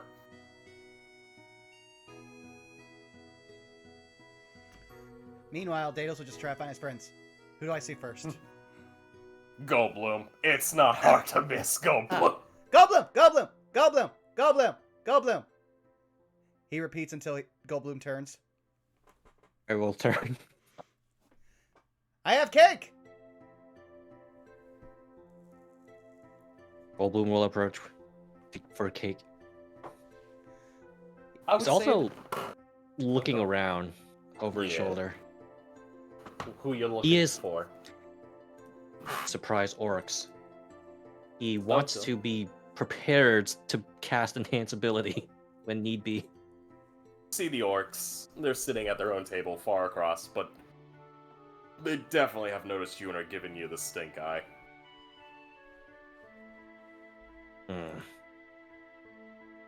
Next up would, of course, coming to your table would be Salus and Endair. Oh, hey guys. My mom sent us a cake. I wanted to share it with my friends. I've never gotten to do this before. Well, you sound excited. Seems a shame not to share. And Day, you're not going to get jealous of some other homemade cooking, are you? And Dare sets down a plate of 3 steaks. Nope. Wow. Well, home cooking is subjective. My mom bought the cake, but she assured me it's top quality. All right, Endair, I think you're more than welcome to judge it now. He kind of gives a small chuckle. And last but not least, Belki and Antimony. You both walk up. With Antimony kind of giving you a water bottle and going, You really shouldn't lift too much like that. It's not my fault. No, still in line of sight. I could have been caught up, like. Oh, hey guys. And Belki will collapse into a seat. Someone tried to power lift today. Oh, you look sweaty. Daedalus will mage hand a towel towards you. I can't feel my legs. Specs, I can't feel my legs. Oh, do you need me to cast levitate on you? That make you actually? Would that make it better or worse? Bro, I don't fucking care. I just want to eat something. Oh, well, I have cake. What? Belki will lift her head. Spirit fingers at the Mom cake. Mom sent us cake, so we. Wait, so... This is Underdark cake? Is it like dark chocolate? Daedalus raises a finger, lowers a finger. She didn't specify. She just said that she got one of her subordinates to buy it. Underdark cake. I mean, it could be regular dark cake, because my mom works with a lot of dwarves. Stone cake. Sagely nod. Stone cake. Yes. I think she I was... prefer. I was gonna say, she typically would specify if it was dwarven bread, though, because that's lethal. Personally, I'm a personal fan of devil's food, but I don't like to play into the stereotype. What? Oh, because of the... Oh. No, it's just good. I get it. It is very good. Yeah. Yeah, personally, I really like angel food cake. It's just so soft and fluffy. But there's no substance to it. It's not dense. That's why it's so good. It doesn't fill you like that. You can add fruit to it. You can add I want cream. to feel like I've eaten something, not a marshmallow. Wait, what's wrong with marshmallows? They're not filling. Delicious. No, it's too sweet. You all can back me up here. Marshmallows are delicious, yes? It's all about the texture with marshmallows. Yes. Okay, fine, I'll cede. Fire cooked marshmallows where it's crispy on the outside and gooey on the inside. But even then, that's more filling than if you just ate it as marshmallows. What if you took a marshmallow, cooked the outside of it, hollowed it out in the center, filled it with chocolate, and then used it as a glass to fill it with some kind of some kind of liquor? I mean, if you hollow it out when it's crispy on the outside, it's just gonna taste like ash. Sticky ashes. No, see, what you do with marshmallow is you take some biscuit dough, right? And you take a big old marshmallow and you wrap up the marshmallow in the biscuit dough and put it into bake. The dough will rise, but the marshmallow will melt. It'll come on. The biscuit will come out. There'll be a nice big old hole in the center of gooey goodness. Ooh. I like Sully's that got idea. Sully's got a right idea. And then you coat it in chocolate. Okay, real talk. What kind of chocolate? Catman, do make this for me, please. Please, I need this in my life now. Well, it's possible. Just is slowly unwrapping the cake to start eating. I was waiting for someone. I know, I was waiting for a moment to say Daedalus takes out his dagger and actually starts cutting the cake into sevens. Yeah. Yeah. Oh, that looks good. Chat, I wish you could see this fucking image. Give me a second Oh my here. god, it's so good. Is that the cookie? Majestic. No, that's what I described. Yeah. Oh, that looks so good. What are they called? They're called empty tomb rolls. Oh, I hate the name though. Oh, I love the name. Well, no, it. that sounds like it's an Easter delicacy. It is. Yeah. It's an Easter delicacy. Oh, Okay, from so, where? Okay, hold on. Real talk, above game. I want these to be called Tomb of Annihilation rolls. I I'm sorry, I've been inside the Tomb of Annihilation. There's nothing as lovely as marshmallow. Well, you just haven't searched hard enough. We have literally killed the architect in our game of the tomb. We have searched a lot of it. There's still no marshmallow. There's plenty of gargoyles, though. We'll check the gargoyles. Maybe they have the marshmallow. Maybe they got a soft, gooey center. You don't know. Yes, I do know what's need a inside a gargoyle because I've stabbed enough of them. I want to dip those rolls in like a dusting of cocoa powder. They are. Like Mexican hot chocolate cocoa powder. They have a sugar glaze to them on top of everything else.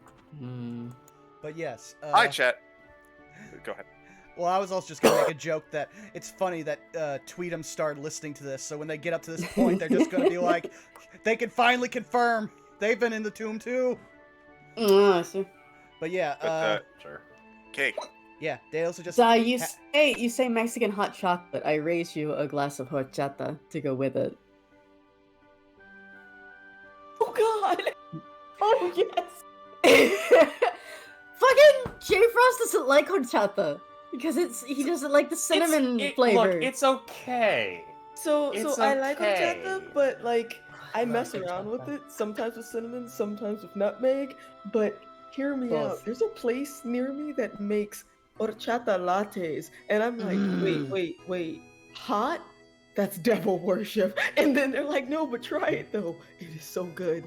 Oh god, so good. I need digressing. to make horchata. Yeah, I need to make horchata from scratch. It's one of those things that I've been meaning to do, but I've never gotten around to it. Now if I do, I'm the only one who'll drink it. Because fucking J Frost doesn't like horchata! It's alright. I don't hate it. To be fair, we got horchata flavored mochi ice cream, which tasted really good. And the ice cream itself definitely has the taste of horchata, but yeah, it's not the same. I would try it hot and cold. Like, usually I've had it cold. Like a nice cup of horchata with that when you hit the like rice cinnamon shit at the bottom. God. But yes, God, J now I Frost, want rice pudding. Yes. how about you describe the cake? Because we only got a little bit more time before we gotta start wrapping up. Yeah, Yes, we do. And sorry. I need to make sure this last thing goes off without a hitch. Okay. So, to describe this cake, it is a rich, creamy, dark chocolate mousse cake. I mean, just absolutely beautiful. The cake itself is well layered. There is bits of berries topping it. Just, in fact, I will actually give to you an image. Ooh, nice.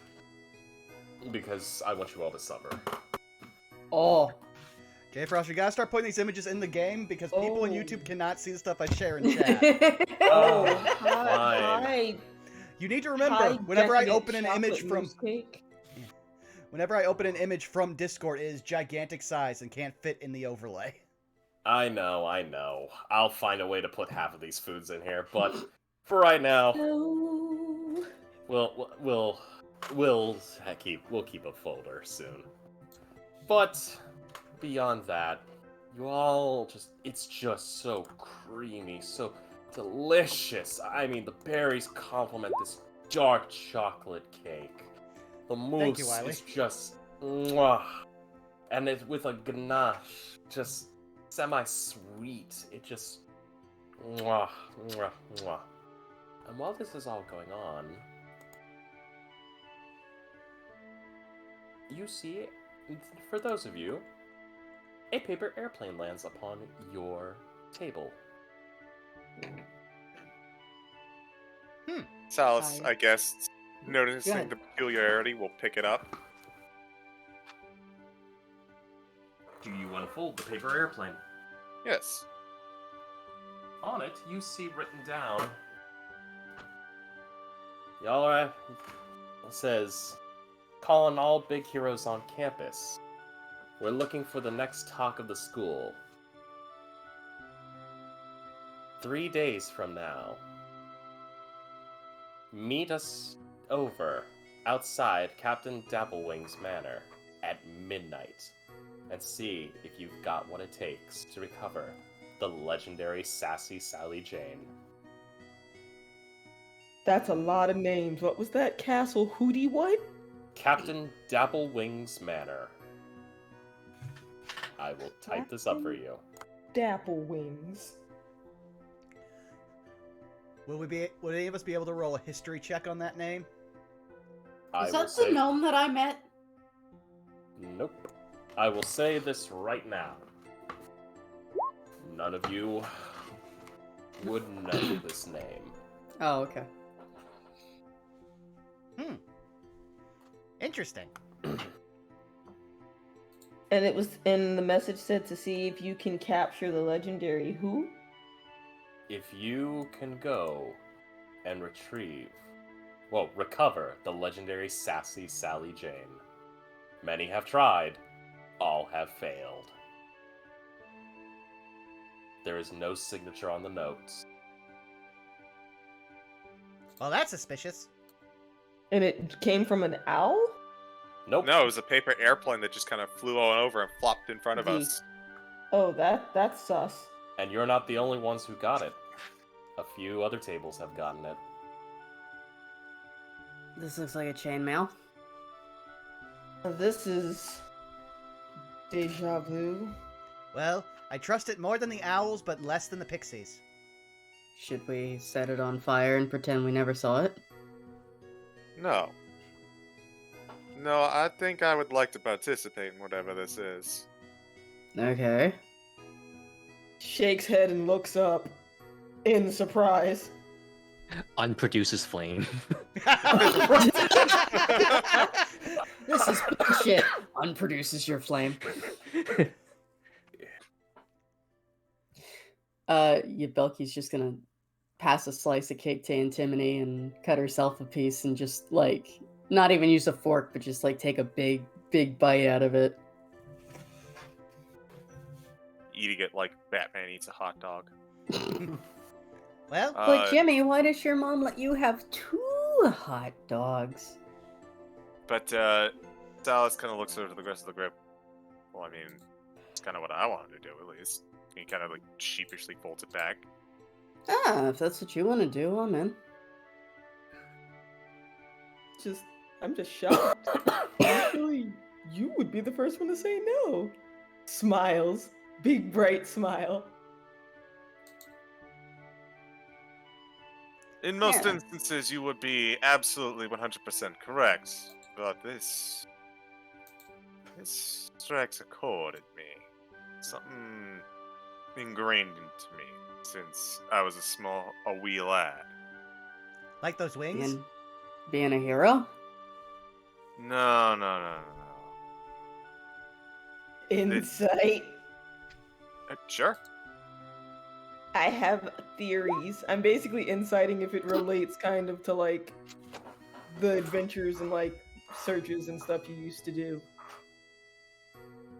That's a 20 on insight for me. 16 for me. Oh no, he's not gonna roll deception. It's plain stay on his face. He goes, this hero stuff. It's it is what it is, but it's hunt for a treasure that no one's found. Not in years. We don't yet. I may have been more into the research side of things, but I would be lying if I did not say I did not appreciate finding a lost item from eons ago. Well, Yeah, sounds fun. I'm all for joining an adventure. You just can't tell either of our parents. Why not? I'm pretty sure my grandmother threatened to disown the next person in our family to become an adventurer. I mean, just call it exploration. No, she specified quite clearly. Yeah, that's why I said you're going on an exploration mission. Oh no, I'm explaining that she actually did specify exploration, journeys, a lot of synonyms. Ah, well, damn. What about field trips? Yeah, yep, there you go. Rescue mission. Rescue mission, no. Field trip? Okay, I can possibly make that work. There you go. Bingo! Good job, Specs. Dad So- would be so proud. Midnight at where? Right outside Hmm. of Captain Dapplewing's manor. Got it. We will cover that next week. Hey. Excitement! Oh boy. Huzzah. So as of right now, well, not next week, but the week after. You know what I mean. Yeah. Fuck. Yes. English. I can speaketh thee. Anyways, with that being said and done, thank you all for joining us for tonight's lovely Festive Fantasy episode. Wrong game. Wrong game. Fuck me in the ass! My brain what is it's worth. fried! For what it's worth, we've been listening to some really nice music that reminds me of that game. Yeah. Saved by I the mean, Spell. Jesus, I know what I'm It is doing. I swear I post-festival actually... stuff. It is post-festival.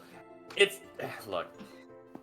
Anyway, Me no- We're doing me no Festive brain- Fantasy. I need to me- change characters. Yeah, me brain no work, me unga bunga with firearm stick.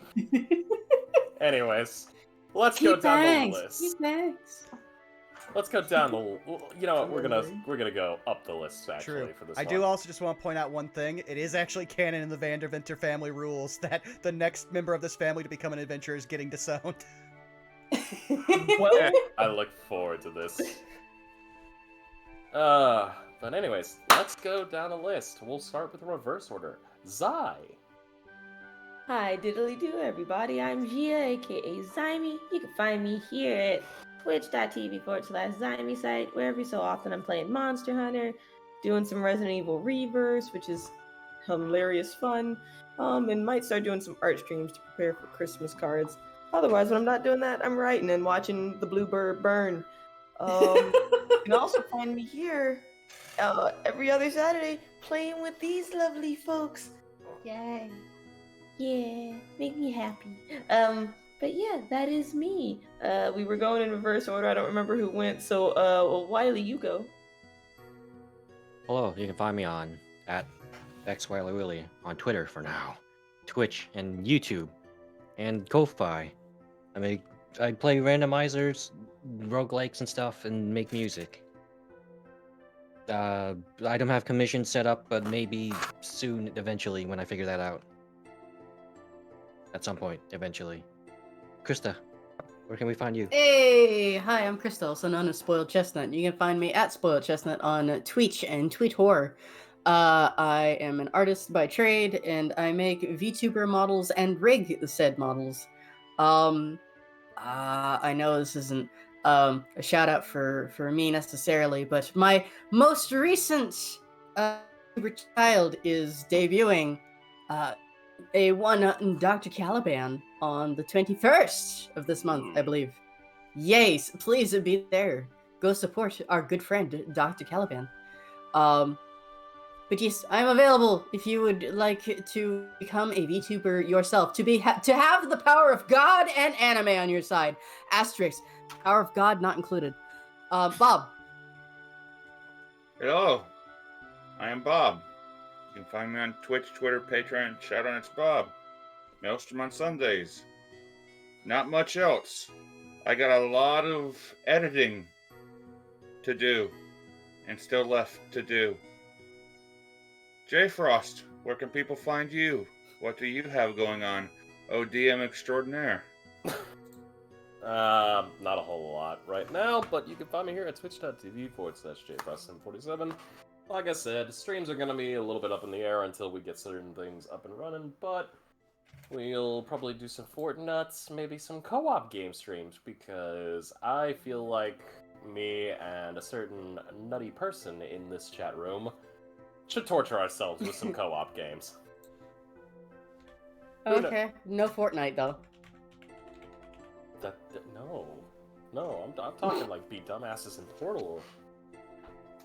Oh, yeah, that's gonna have. Yep, that's gonna be a fun time. Oh yeah, but we'll see what happens with that. Other than that, just chilling out, relaxing. You'll find me over at twitch.tv/FarningTart for both our War of the Shattered Sun campaign and Curse of Strahd. And, starting soon, another mini month-long campaign. I'll leave the details to our DM extraordinaire on that one. Speaking of which, CG! Where can I find you? Nowhere, because I don't much care for social media, but you can find me over on all those things what J Frost did the mention of. And the thing what was mentioned but not actually mentioned is the upcoming mini campaign that I am doing for Christmas. It is Festive Fantasy, a Final Fantasy inspired mini campaign. Nice little adventure to give us a little break from the concerning nature of Curse of Strahd. And a nice little, a nice little gift from me to me, and also I also happen to, include some other people in that, but whatever. Looking forward to it this year, I will say. Very excited. And with that, I think we pass it on over to Vaughn. Why, yes, hello. You've already found me here at twitch.tv/BurnoutVaughn. You can find me on Twitter and YouTube at BurnoutVaughn, where just finished uploading the most recent episode of Chilta Personality, our Tomb of Annihilation game that plays every Tuesday, as well as the finale of our most recent mini-series, which was Web of Deceit.